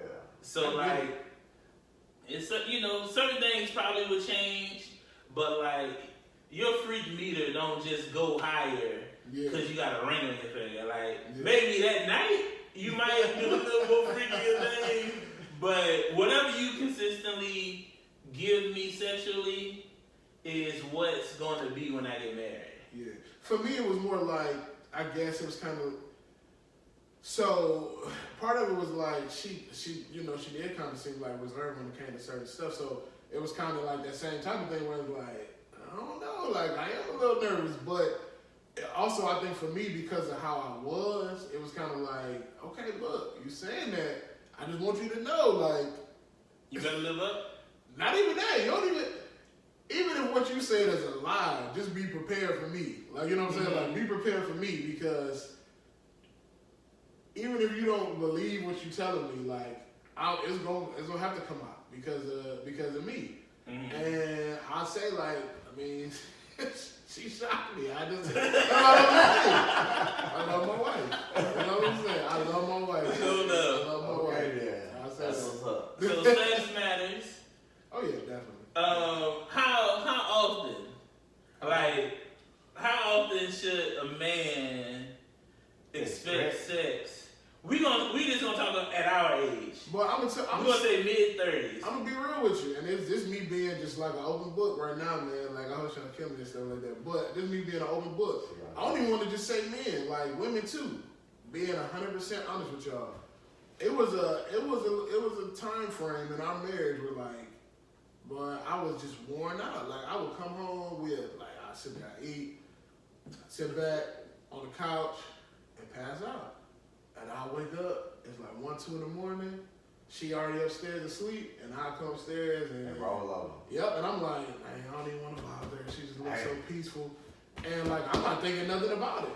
I ain't thinking nothing about it. I'm just like, well, I'm letting her get her sleep. Like, she happy with me. And boy, she had to holler at me like, yeah, this not gonna work. This ain't gonna work. Like, this falling asleep randomly. Okay, Todd. I like you, man. That's real. She told me, she was like, it's not gonna work. It just, she was like, it's not gonna work. She was like, we married, like, pretty much like, we married, like, I told you what time it was when we got married, and it's like, she's like, I understand you being tired, and like, when you're tired, I'm gonna let you get your rest, but just like, you don't have to rest all the time. Like, you know what I'm saying? And sometimes you have to fight through the rest. And I'm like, and I had to tell her, like, you got a point. Like, that's real. Like, it's real. It's not just when I got this urge and I'm just like, yo, I can't hold back no more. Like, you know what I'm saying? It's not just that. Like, we both gotta realize, like, each other have needs. Like, you know what I'm saying? Right. And that's what it comes down to. So if a need is mentioned, is the spouse's responsibility to me, yes, to meet the need. Yep. To me and to her. Yeah, definitely. I agree with that. Definitely. Because once, that's how I feel. Once I say, hey, this is my situation, it ain't to just go on deaf ears. No. I mean, and it's been times where like we both laying there and she might be sleeping. I'm just like, man, I can't do it. And I'm like, hey, and she, and I'm telling her, like, all right, like, wake up, like, So it's just, I mean, that's it. Yeah, but to me, it's like, and we going back to the Christian thing again. Like regardless of what was happening before the marriage, like we married, like, yo, like we definitely got a right to do it now. Like, you know what I'm saying? If anything, so it's like, let's not be ashamed of it. Let's have our fun. So, well, ain't nothing wrong with that. Again, I love my wife. It's supposed to be fun. You're supposed to have fun. Definitely. When you're married, especially if once you do get married, you should kick it up a notch over the relationship. Yeah, I mean, and I think each relationship is gonna be different, but it's like each relationship, I think you can get to that point where it's kind of like, all right, it's been the same, so now we have to switch something up, because after a while it's like, how you get over that hump? How you get over the hump of basically let's just say you stagnant and you trying to like, nobody's mentioning the problems, so like Chris said earlier, and both of you just kind of just going with the flow, waiting for a moment to like this aha moment to make it fresh again. Right. So I mean, it could be a few different things. So like, I was gonna say like communicating, but like you say, if they're not talking about it, honestly, it's gonna take the initiative of one of those people, like to switch it up and say, look, I'm gonna try this time. It could be something from like as simple as like a mistake, like, oh, I didn't mean to do this, but like, oh, I see that reaction, or are you telling me like, whoa, where that come from, like, or it could be like even like bringing stuff into the bedroom and stuff. You know what I'm saying? Like, I think like both parties have to be open, like to exploring different things, but also like if it's not being communicated, if either one of those people, like if you feel like in your relationship, like if y'all not communicating about it, and your wife not necessarily saying nothing, or your husband not necessarily saying nothing, but like you yourself, you feel like, yo, like this is the same thing over and over and over again. Like, I think it's up to you, because at that moment, as far as you're the first person to realize it. So I think it's up to you to take that initiative to be like, yo, something got to give. Like, even if you want to be discreet, like you get Amazon nowadays, like, you know what I'm saying? I like, or there's something off of Amazon, like, it's just. And it don't gotta be nothing crazy. It don't gotta be like toys. It could even just be like a massage, or it could be anything that just switch it up from just regular like a routine. Like it's like you get into that I love you all the time. Like I'ma just kiss you right here. I know you like this, so I'm about to do this real quick and do this real quick, and you usually be straight after that. Can you bring toys in the bedroom? Yeah. I mean, yeah. So y'all not against it? Yeah. No. Only thing I'm against, man, like, nothing going near my butt, nothing. That's a deal breaker right there. All right. For me, that's a deal breaker. I ain't gonna talk about how nobody else get down. We're talking about toys. We're talking about for them. No, all right, listen. I'm gonna bring up. I'm just saying, like, I mean, the people got the rings and stuff that go in the man. Like, you know what I'm saying? It could be anything. There we go. I'm just saying, like, I want Charlie to say yes or no. All right. Okay. Cock ring.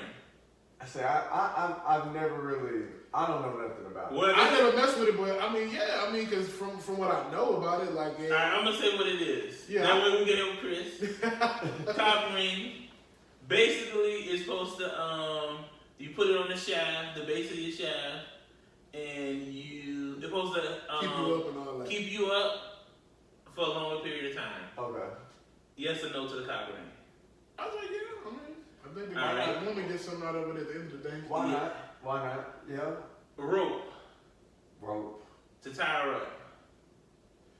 I say yes. The reason I say yes is because even though I've never like used like actual rope, I have used things that like tie hands and all like that stuff. cuffs. Yeah, but because like this is going back to like college, like my thought process and stuff, and I like blindfolds and stuff like that. Wait, man. You ain't get to that. Going too far. But the fact that they can't like push you off, yeah, it does something to their senses even. Okay, what rope for you? Let's just say tying them up. Rope is okay. So rope and cuffs would be the same to y'all? Same. Yeah. All right, gag, like a gag ball. Gag ball? Nah.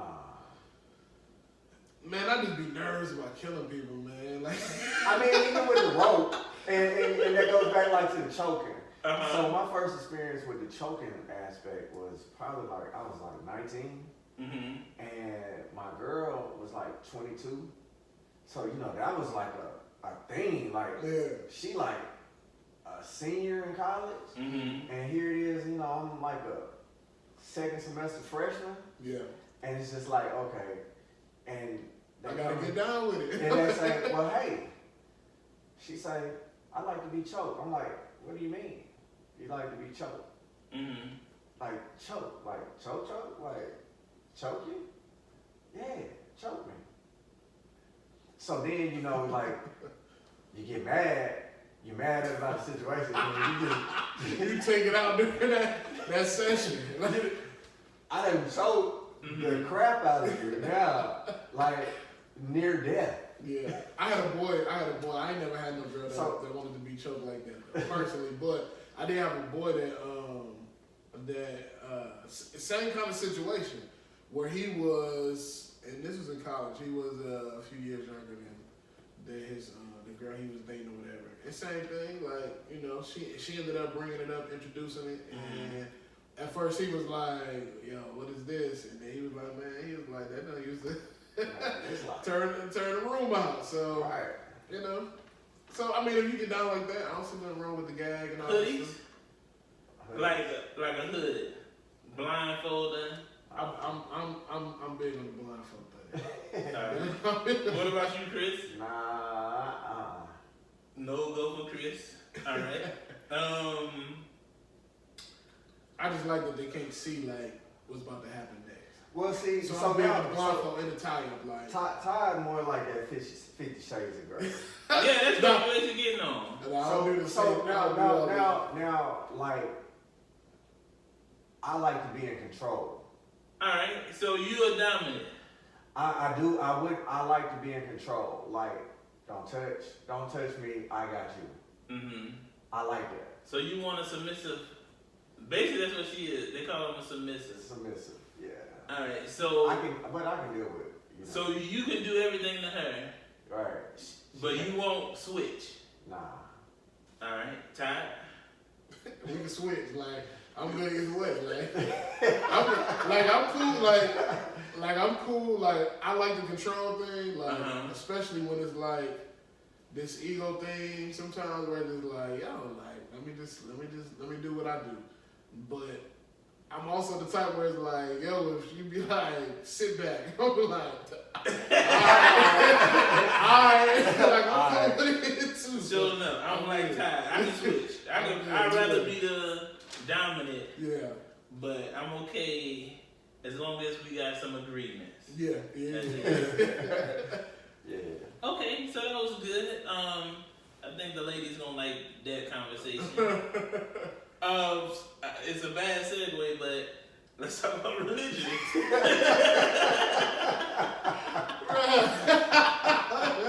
So, I'm a Christian man. Every man in here is a Christian man. Right. So, how important do religion matter when we enter like marriage? Like, say, would you have been able to marry a Muslim or marry someone who doesn't believe? No. Okay. And I'm gonna say no because I remember years ago before I listened to a sermon from AD, and it was just talking about being equally yoked. Yeah. Okay. And so when people think about equally yoked, they think about like actual physical things, and that's not what that means. So like a Christian, well, and I will say this too. A Christian really couldn't marry. A Christian couldn't marry atheists, right? Or a non-believer.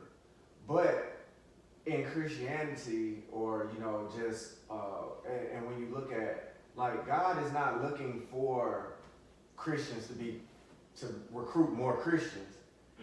He looking for you to recruit the unsaved. Okay. To be saved. You see what I'm saying? So, atheists, yeah, they probably could get married, but it's gonna be hard because of the views that, like each person holds. And it's just gonna be an imbalance in the yoke. Yeah. You see what I'm saying? It's an imbalance in the yoke. So it's just a lot more to work with. So then, now you're getting into frustration. So it's like, now I'm mad because you're not a believer. You see what I'm saying? And now now that might dip down into finance. Like everything builds back into, your three aspects, communication, sex, and finances. So if those are unequal, then, it's kind of like, it's not gonna work. What you feel, Ty? I actually was going to say something about the being unequally yoked too.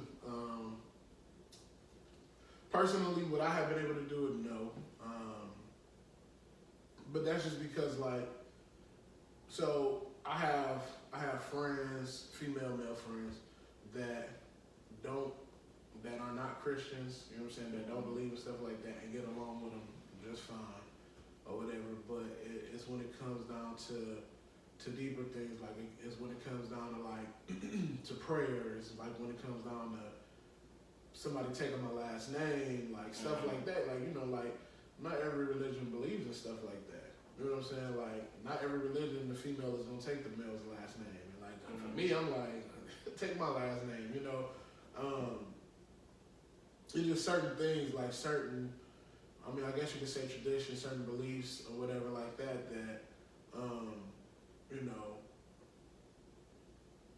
being with someone outside of my faith, it would be kind of just tough to kind of deal with, like,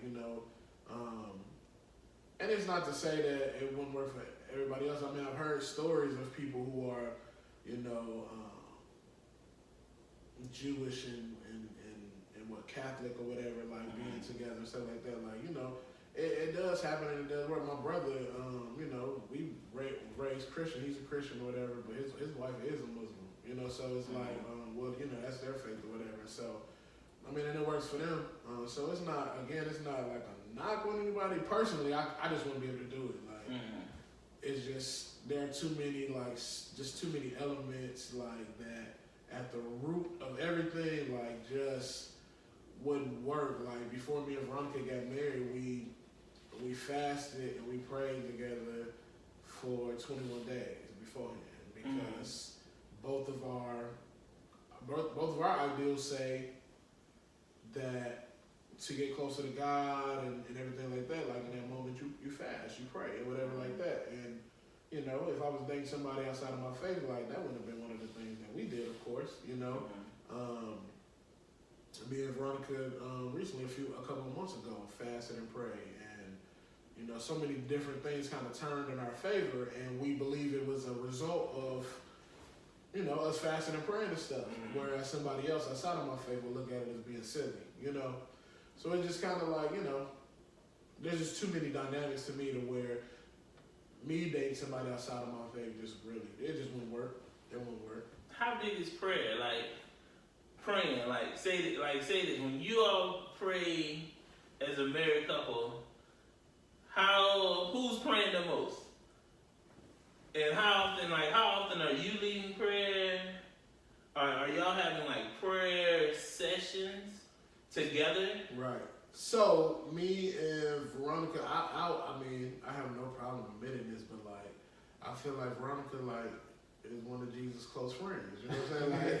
You know what I'm saying? She is the prayer of us. I've had to practice on it more and more and more and more, and it's literally, because if somebody tell me to pray, I get nervous, yo, but and I've gotten better, and she was actually shocked, because I went to a rehearsal with her back, this was a while ago, a couple months ago. I went to a rehearsal with her and just sitting in, and the guy who was playing the piano, never met him before in my life, just met him that night randomly, to start off everything, he just was looking around, he was like, Ty, go ahead and pray us in. And I ain't hesitate. I said, all right. And I prayed us in. And then when I got finished, Veronica looked at me and was like, oh, okay. You know what I'm saying? Because I have been practicing this stuff. And, mainly because, we were doing joint prayer. Me and her were.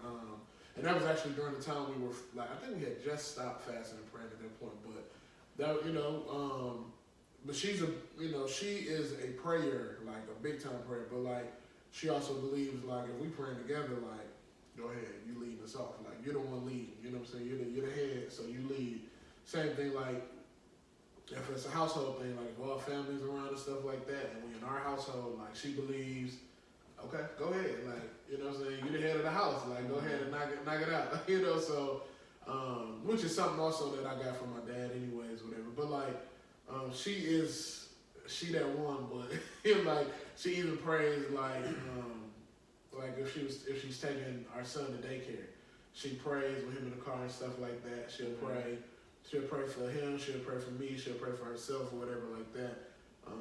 Which to me, the first time I heard this is yo, this is astonishing. I got a woman really praying for me, literally every single morning. Then she got on me the other day because what she was doing was she said she started working at home on my way in to take him to daycare. She would call and she would pray as we ride, so he would still hear that every morning. And then she got to a point where she stopped, and then last week she was like, hey, do you be praying over my baby when y'all riding? And I'm like, you just stopped calling, I didn't know what was going on, you know what I'm saying? And then I felt convicted, so then I started doing it or whatever. But I mean, to me, it's a big part of our lives, and I don't do it, as much as I should.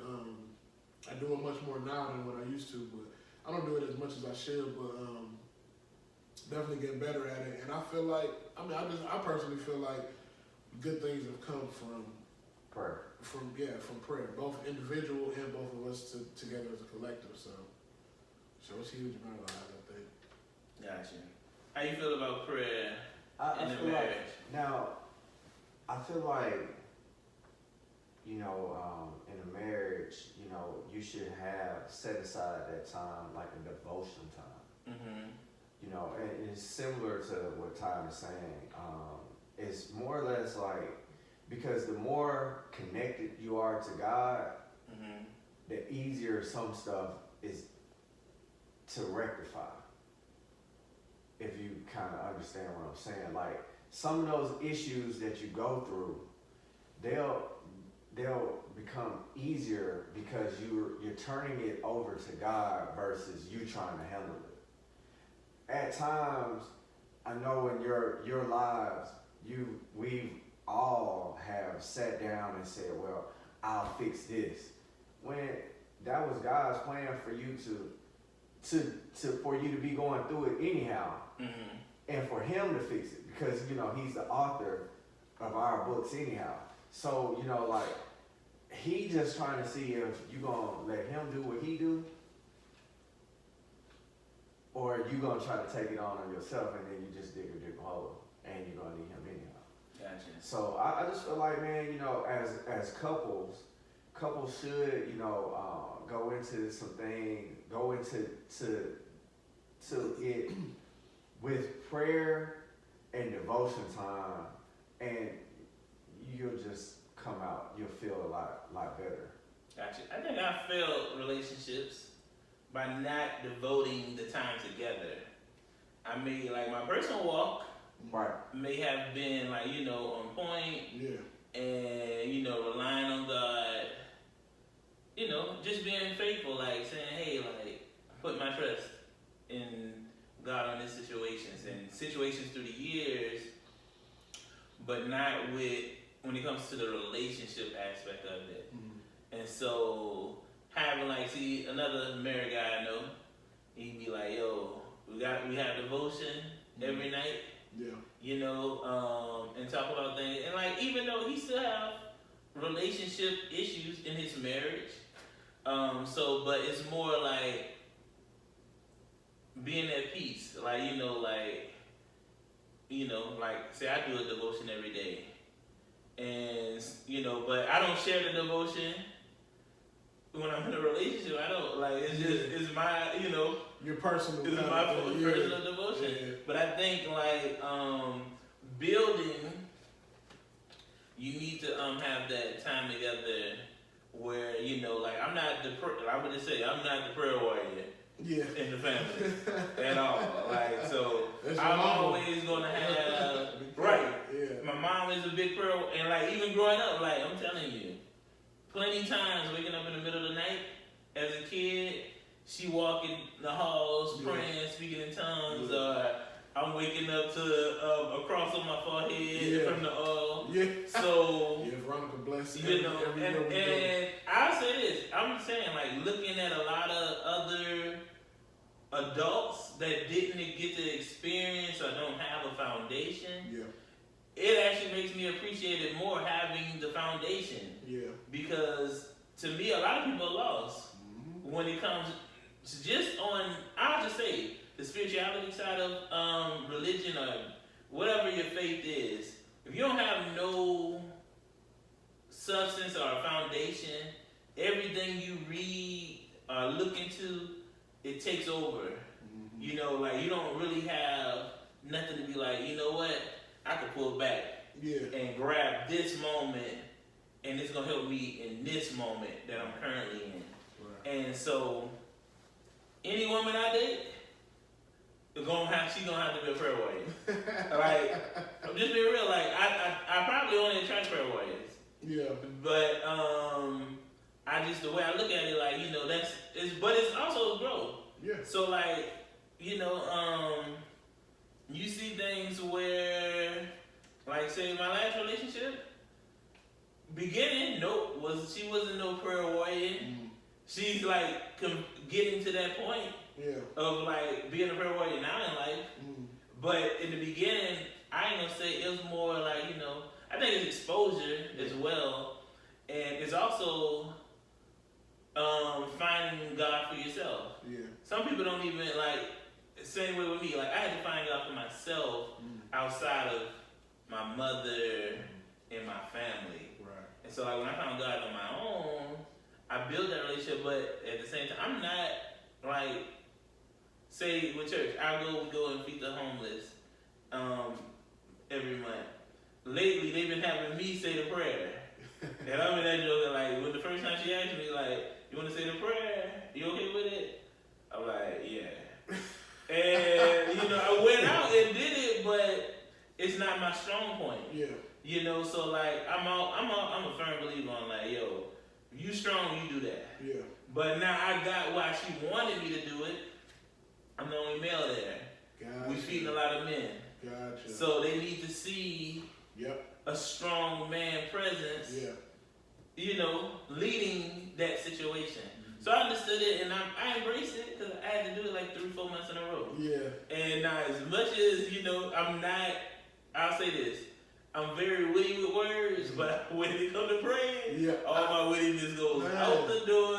It blows my mind how people like I'm trying to find words to say. But like, I know people, but they ain't even really witty. Yeah, it just flows. But it just flows out, and you be like, man, Veronica did you remember that? Veronica Tubman, I remember she prayed one time.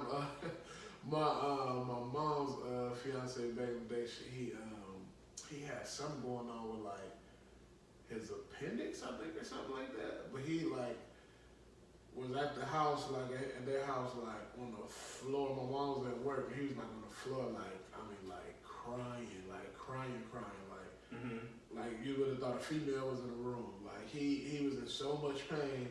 And my mom had called me and Veronica, and we went over there and ended up going in the room, and she prayed over him. She asked if he wanted her to pray over him, because he was really big, in the church and everything. And he said, yeah. And me and Veronica, man, we laid hands on him. And when I said Veronica prayed, he was in so much pain, but like he said thank you and stuff. And then like once he got better, like a couple days later, he was like, he literally pulled me to the side. He was like, man, let me tell you something. He was like, I ain't know Veronica could pray like that. He was like, man, she is something special. She can pray. I know, that's why I usually like her to pray. But I'll say like, that's one of the things that like I appreciate in our relationship so much is that she's helped me to build on that. Like I ended up feeling really bad at one point because she used to be in a bathroom, like this one apartment we stayed in, we only had one bathroom. Mm-hmm. And she would be in there in the mornings, and I'd be like, yo, what is she doing? And her phone wouldn't even be in there with her and stuff. So I used to be like, she's not like sitting there like looking at nothing on her phone. So I used to get so frustrated. I used to be like, what is she doing? And so one day I just straight was like, yo, like, why did you be in the bathroom so long? Like, I be having to pee, like anything be going on. And then she hit me with I be praying. And I was like, oh, never mind. I ain't never gonna question you again. What ended up happening though, we had one bathroom, we had two bedrooms, and the second one was a spare, and it was supposed to be like my man cave. But what I ended up doing for her that Christmas was I made it like a woman's space for her, and I was like, yo, this your space. Like, instead of sitting on the toilet in the bathroom having to pray every morning, like, come in here. Like, I fixed it up real nice. It was like all purple and stuff, because purple is the color of royalty in the Bible and stuff. So it's like, yo, this your spot. Like, don't go to the bathroom no more. Like, come in here, but this is your space to have your own personal time. You come in there, you close the door, like, you know what I'm saying? But it was like, I admired it so much. It was just like, I felt like I had to go out of my way to give her, that time, like, uninterrupted. Because, I mean, I was not going to know if I had to pee, but she had her own space. It was just like, I ain't going to bother you in there. So, but she's helping even still, like, build me up in that, in the area where I kind of, was weaker. And I have a way with words at times as well, but it's just like, man, like, when I get in that element, like, for some reason, like, I just come to a standstill. It's just like, thank you, God. And thank you again. Well, I'm the same way. When I get in there, now, like, if we around, I'm quick to say, Mama lead us in prayer. Like, I noticed that before. I always, like, I'm just saying, like, I get it, like, even like, we could be at my house or wherever, and I was just saying, Mama, you do the thing. Yeah. Like, we get on the road, Mama, let it go. Because I'm not how can I say, I'm not a prayer warrior. I'm more like, I like to set the atmosphere. So like, with me, like, it might say the beginning of the day, or like maybe when I first get in the truck to go somewhere, I would more probably like put on my favorite worship music, and I let that joker play, and I just clear my mind.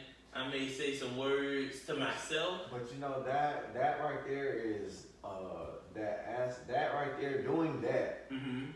Doing that, because what I found out, all right, just this year alone. All right. because it's a 30-minute ride for me to go to school every day. Every day is 30-minute ride. So if I had on Ricky Smiley or if I had on nothing, I find myself cussing at traffic. Yeah. Like, I'm just like, why are you blank, blank, blank, blank?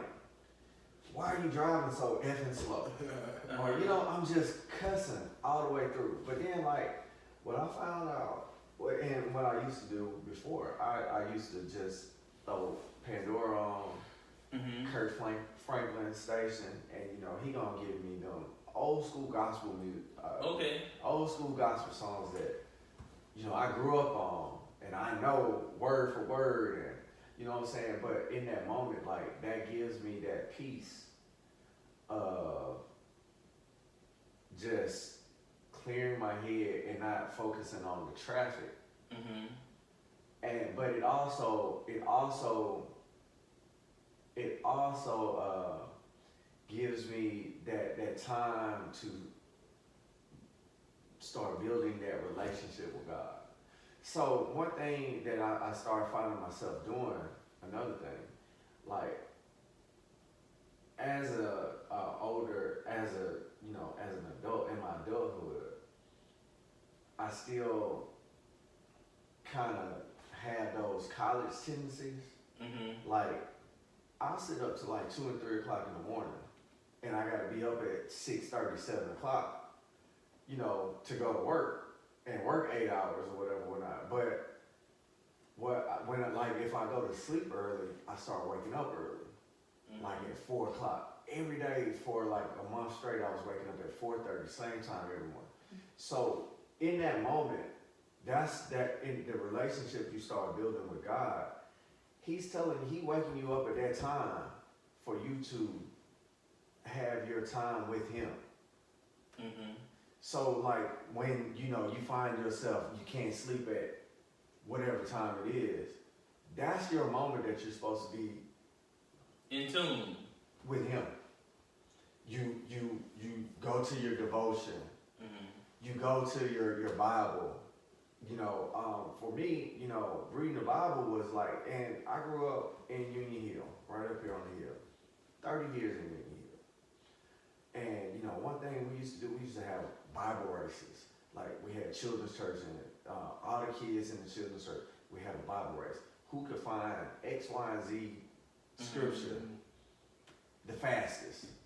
You know, so, you know, I'm in the Bible, and I know where the scriptures are. But, you know, for me, like, when I went through my trials and my tribulations, the first scripture I ever learned as a 3-year-old was Romans 8, verse 28. That was the first scripture that I ever memorized. And that scripture has helped me through so many situations. Because, you know, like, when I didn't know what to do, I just knew to call on that. So, you know, it's just, so I feel like, you know, like, having that relationship, you have to develop that relationship, because one thing that we can't do, you can't get into heaven off of your wife, from your wife's relationship. Right. And you can't get in it from your mama's relationship. And I can't get in it from my parents' relationship. But once you start going through situations and you develop your own relationship, 30 years at Union Hill, that 31st year is when I really gained the relationship with God. Yeah, I knew God. I knew who he was. I never understood why Miss Such and Such was always shouting when she heard this one song, or she heard the preacher say this one word. I never knew that until I got that relationship. And I'm like, oh man, this is what she shouted. This is where that joy comes from. Because it's not like she just shouting just to, you know, cause a scene. You know what I'm saying? So, you know, I just feel like, man, you know, like, once you start gaining that relationship, so no, I'm not the big prayer warrior either.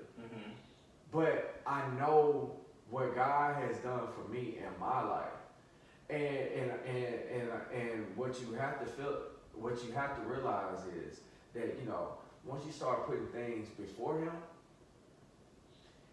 he's a jealous God. So, you know, he gonna take those things away. Oh yeah. And you're like, man, so now that's when you start questioning your faith sometimes. Because like when you say, okay, man, I'm doing everything that I'm doing right, but I'm not giving him that time. So he gonna find a way to get that time from you. Oh, yeah. You know what I'm saying? And he's gonna take away what you quote unquote put before him.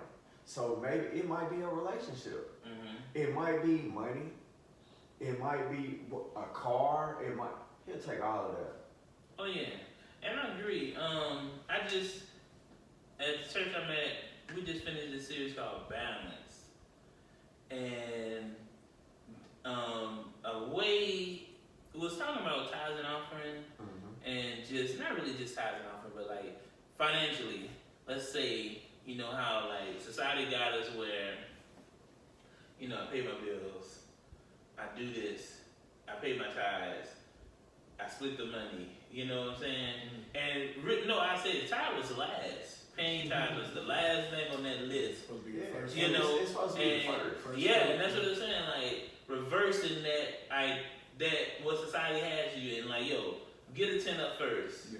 So the 90 could be blessed. Pay your bills, do whatever else, split the money with you and the wife. And as simple as it is, you know, like we never really think about it. Like, as much as I pay the 10%, like, you know, I don't pull the 10%. I may, like, the money come in, I may have brought whatever, and then on my way to church or leaving out to a church, pull the 10% to put in my pocket if it's in cash at the house or something, and then pay it. But see what it was basically just saying, like, yo, put that money first. Like before any withdrawal, any transaction, write the check. Yeah. For the 10% for the church, you know, or however you pay your tithes. And it's simple, but it also, by just doing it first, it meant so much more.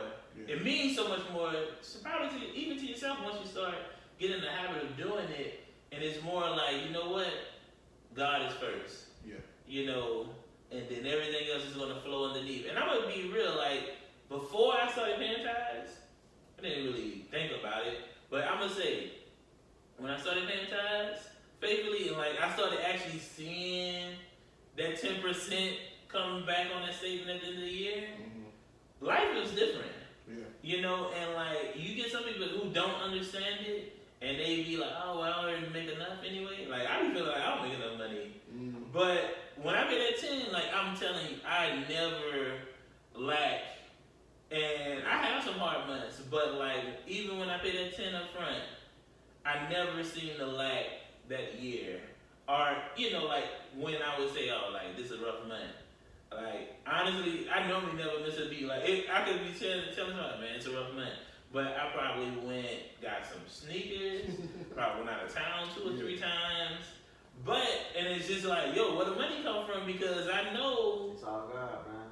The money was from, you know, was accounted for to pay bills and things of that nature, but I still was able to do the extras that I want to do. And like, when you tell a person, like a non-believer, that is all God, it's like, huh? But what's wild about it is, this was years ago, this was before me and Veronica were married, and I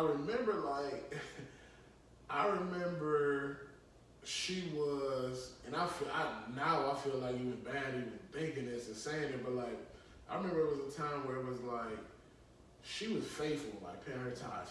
First thing out of her check every time, paying her tithes. And again, this is before we were married, and she had other bills and stuff like that. And I would always like when she would get her check, it would kind of be like, I don't know, like how I'm gonna work this out and all this kind of little stuff like that. But she was faithful in paying those tithes first and stuff. And so I remember just saying to her one time, like, yo, like get the rest of your stuff situated first, and then like, you know, saying pay on it. And she straight up told me like, no, like, you know, like I gotta pay my tithes and stuff. And I'm like, I mean, I respect it, you know. Pistons, something right there.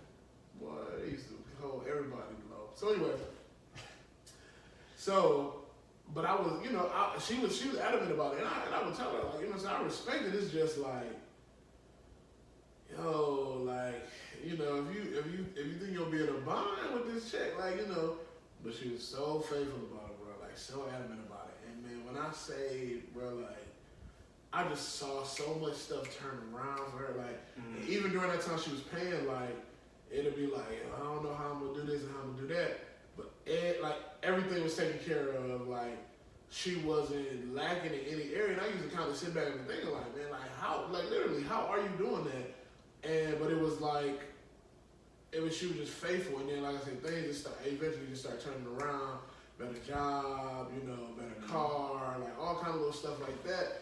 And I'm just like, yo, like, why would I even question that? And it's to the point now where it's like, we just started a new church a couple months ago, but it was like, I realized because we had been away, because we were going to the Rock or whatever, but then we started doing it online, and then eventually we kind of just got away from it altogether.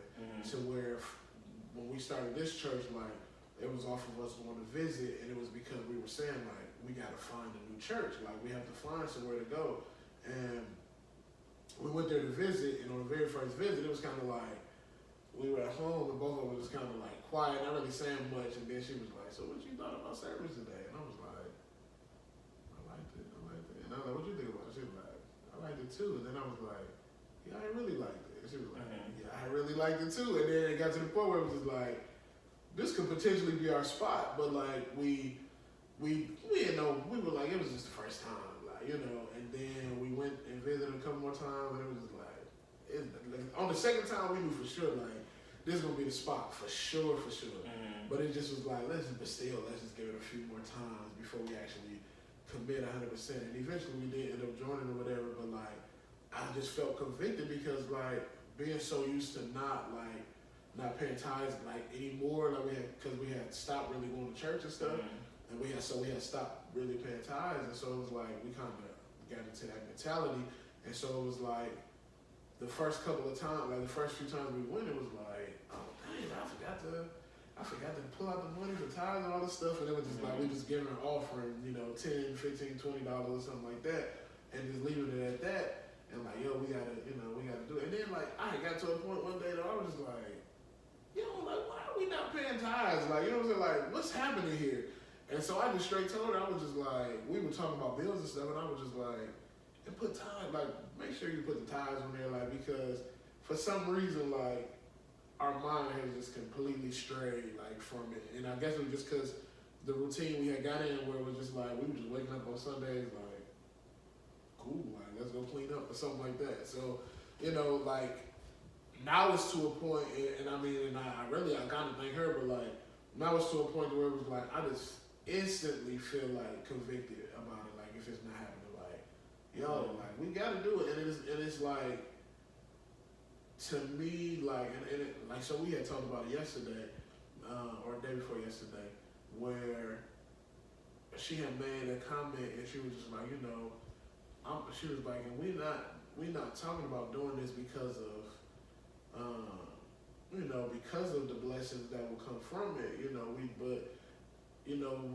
we're doing it just because, like, we're supposed to, like, is this something we have to do? And I told her, I was just like, honestly, for me, just where I am right now in life, like, even without paying my tithes all these past few months, like, just to see, like, what God has done for me in these last few months, without me paying my tithes, I'm sitting back like, yo, like, for me, I'm like, who am I not to be obedient enough to do that little bit, just like with we had a guest preacher this Sunday who said, it's literally 10 cents on a dollar. Like, for every dollar, you just want 10 cents.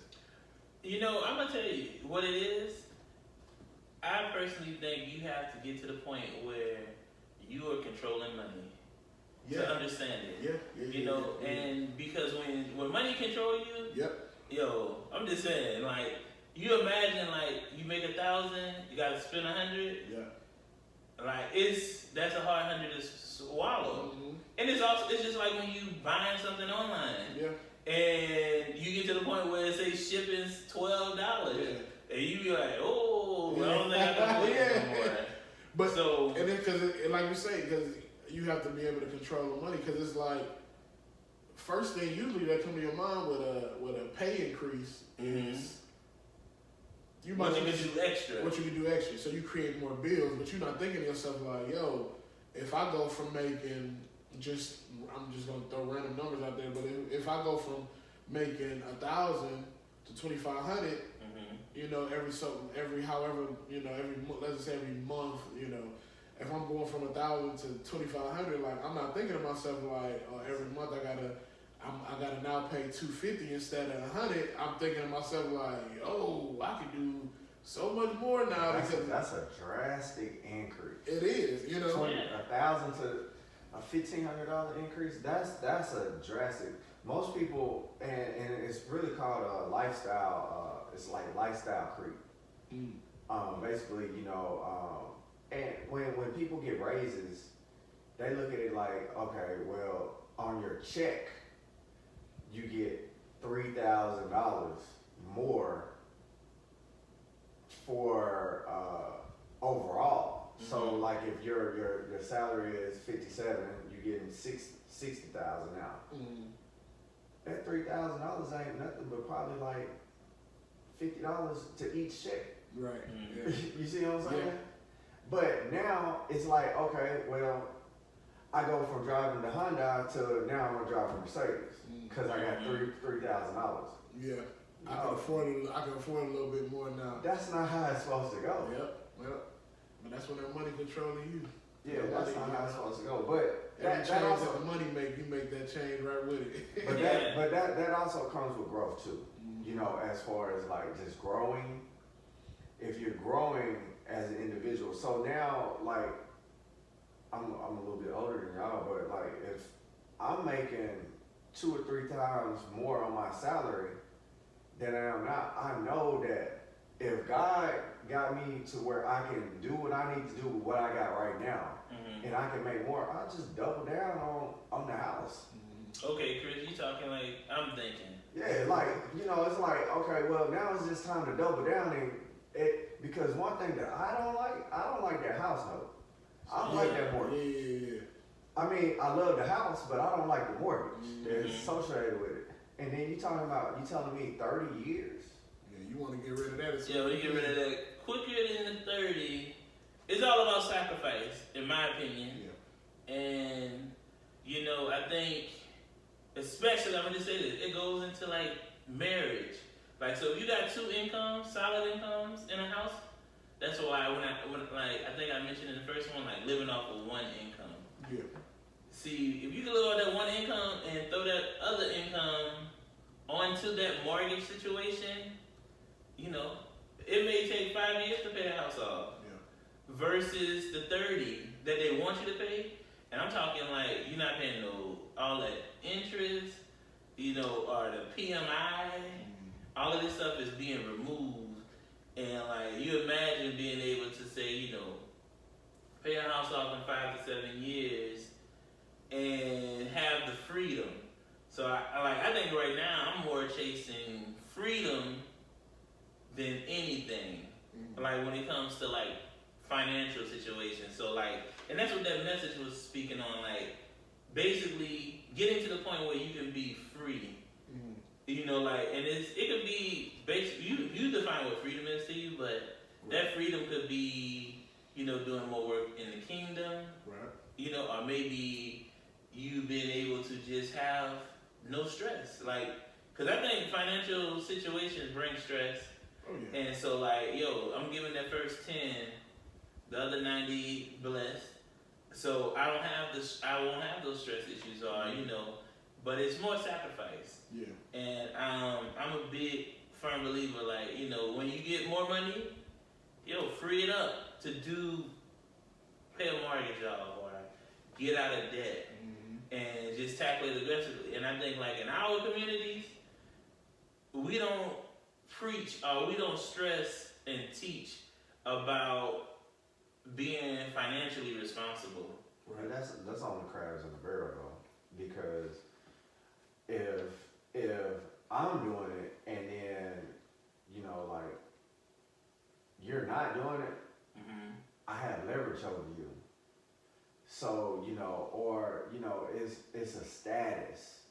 Like, oh, I got this or I got that. You know, man, you know, I feel like having a 800 credit score is better than having all the stuff that you talking about. Because now I can go and do whatever I want to do, honestly. Right. But you know, it is what it is, and that's how it is in the corporate world too. You know, it's like, okay, well, hey, I'm a supervisor. Hey, I need a job. Nah, man, we ain't even hiring. Gotcha. You see what I'm saying? Like, or you know, what's your degree in? I can do whatever you ask me to do. You know what I'm saying? Like, I'm pretty versatile. And one thing that last night I was just at the house and I put up a garage door opener. And to myself, I said, after doing that, I can pretty much do anything that I could want to do. By me accomplishing that task, I said, I can sit back and do pretty much anything that I want to do. Right. You know, as far as like just, you know, around the house type situations. But, you know, I think it's more convenient. Like, see, what you like saying, like, I'm not a labor person, but if something happened in here that I can put up myself, I feel like I'm in heaven. Like, I'm the man, and I'm quick to, like, you know, call somebody to do something. right. But, like, the way YouTube and Google set up, yo, research it, boom. And it's there. And you can do it on your own if you got the time. Right. And that's one thing that you have to have. So, you know, entrepreneurship, you really don't have a whole lot of time, but, you know, it is what it is, you know. Well, fellas, I think we touched all the topics that we wanted to touch. So, we don't got no do-rag zaddies yet. I wore the purple do-rag today to kind of influence some people, you know. But the Sonyaism, you can lose your mind, but never lose aim. And I think that's a good way for the marriage situation, you know, and dating. You know, sometimes like you lose focus on what's important. But like if you stay on the important train, all of that stuff doesn't matter. Like especially we talked about the deal breakers. You know, like if it ain't a deal breaker, you know, should you give it up? That's something you gotta decide on. But sometimes some stuff we give up, it ain't even a deal breaker. You know, we give up because somebody quit on us. Or one person wanna quit and you just gotta let it go. So the question is like, what if one person quits? Then what? You know, I think you try to make them unquit. Like, I think it goes back to like when you play team sports. You know, you got some people that just quit. Like, when I play football, you know, we get down to touch. Well, it didn't happen often, but when we got down to touchdown or something, you know, you see the morale drop, and you find a way through either your play or your effort to get people to, you know, to boost them back up. But like you gotta know, once somebody quit though, like some people are just natural quitters, man. Yeah. That's the best way to say it. So like if they quit on you and you can't do nothing to fix it, yeah, sometimes like yo, like you know what? Choice. That's what you want. Yo, ride with it. And you move forward, and I think what happens, I don't even call it lesson learned, man. When you move forward, you always know who was the problem in a situation. If we stop talking because you quit on me or I quit on you, and life just take off for you, the other person, you know, I look at the other person as a problem. Yeah. So like if you quit on me, and when you quit on me, I leave and I go and my business start booming more.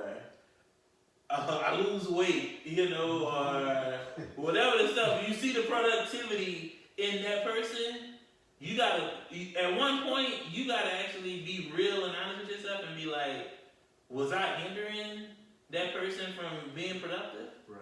So, I mean, you never want to give up on somebody. Yeah. But like when somebody if they just so adamant, let them go. Yeah.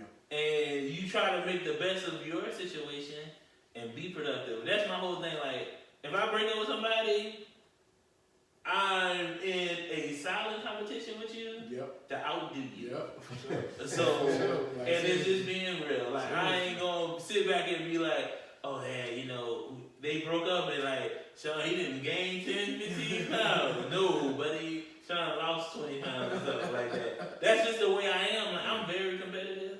So you don't even have to know that I'm in competition with you. Yeah. Like, and it's healthy competition. Like, I have a homeboy. It's healthy competition between me and him. Like, it ain't no, like a crab in a barrel situation. Like, I be telling him some stuff I'm doing. He be more excited about it than I am. And I be like, well, this ain't nothing. But he be excited and he be like telling his other homeboys about it. Yeah. But it's healthy. And so, like, you gotta find those people that wanna be healthy in competition with you to, push both of you forward to, like, do better things in life. Like, so, sometimes you do meet friends, you have friends that don't want you to succeed or don't want you to, I ain't gonna say they don't want you to succeed, they don't want you to spread that gap too far where they can't catch up. Yeah. And so, like, I want to spread that gap because I want you to see, like, on what I'm doing on my level, also to let you know, like, you know what, hey, you can do it too. Now, it does take some sacrifice to get here, but you can do it. Like, it ain't nothing. Like, I always tell people, like, yo, man, I am the average Joe guy. I ain't gonna say I did everything alone. I had people supporting me and being of help to me, but like I'm not quitting at the end of the day. Like if I have a task, I'm trying to complete that task. Right. And like that's the difference from somebody winning and somebody who's just maintaining. The maintaining person, I ain't gonna say they quit, but they got okay with that level of whatever they was winning at, and they just stayed at that level of winning. And I'm more like, I could go be the boss. Let me go be the boss. Yeah. Like I strive on being free, having freedom. Mm-hmm. Like at the end of the day, I knew early, like 9 to 5 ain't for me. Yeah. So I like to have freedom. Like even when I was doing the 9 to 5 and doing the boss type stuff. Like when I had to go do that 9 to 5, I was in a bad place. The best way to say it, like I wanted to leave, but what I did, I got creative. Like, you know what? I'm gonna be here for this amount of hours, and I'm gonna bounce out, go do my thing. I may come in for an hour here later, or I just may keep my schedule open where if I needed to come back into that office, I could just go in there, handle the business, and bounce. But I made sure my people was trained to do stuff without me, versus like me being the boss at that location. Like no, like I'm the boss, but you right there with me. You can handle all of this stuff if you want to. Right. It's just depending how you take ownership. Yeah. And I think that's also when somebody want to quit. Like, are you going to take ownership into the wrongs or the things that we could correct to make you not quit, or do you just succumb to it and say, hey, you know what? I'm out of it.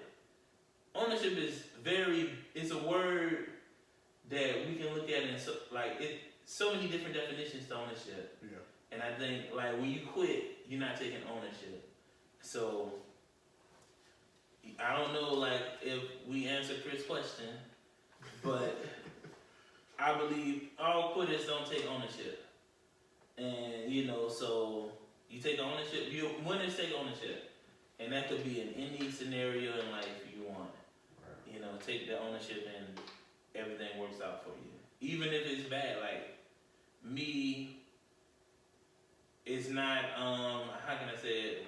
You have a lot of situations when you're just trying to get somewhere and you just don't see things happen. I would just say like with me in this house, buddy, they was throwing every curveball at me, and it seemed like they wanted me to quit. Yeah. I never quit. Yeah. Like every curveball, I heard what they threw, I hit that joke, I jumped over it, and was like, "Yo, what's next?" And it would take a couple months or something, or a month or two. They give me another one, but I kept, beating the odds to it, never quitting. Like, yo, like, this what you need me to do? I'm going to sacrifice to do it. Right. And finally, when it came to it, like, I got to the finish line. Was I happy? I was relieved.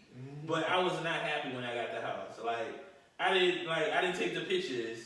I didn't care. I didn't care about no party or nothing. I'm just more like, man, I'm just glad this series is over and I won. Yeah. And you just move on to the next situation to win at something. So never quit. That's the only way I can tell people. And like, you define what quitting is. So anything else? Not for me. Man, that was good, man. I told y'all boys I was gonna have you on 2 hours. Buddy, we'd have never talked sports. We'd be at 2 hours. So definitely, I'll say this, man. I appreciate y'all. Actually, the first one series or episode was the most conversated one in my text messages, our phone calls from people.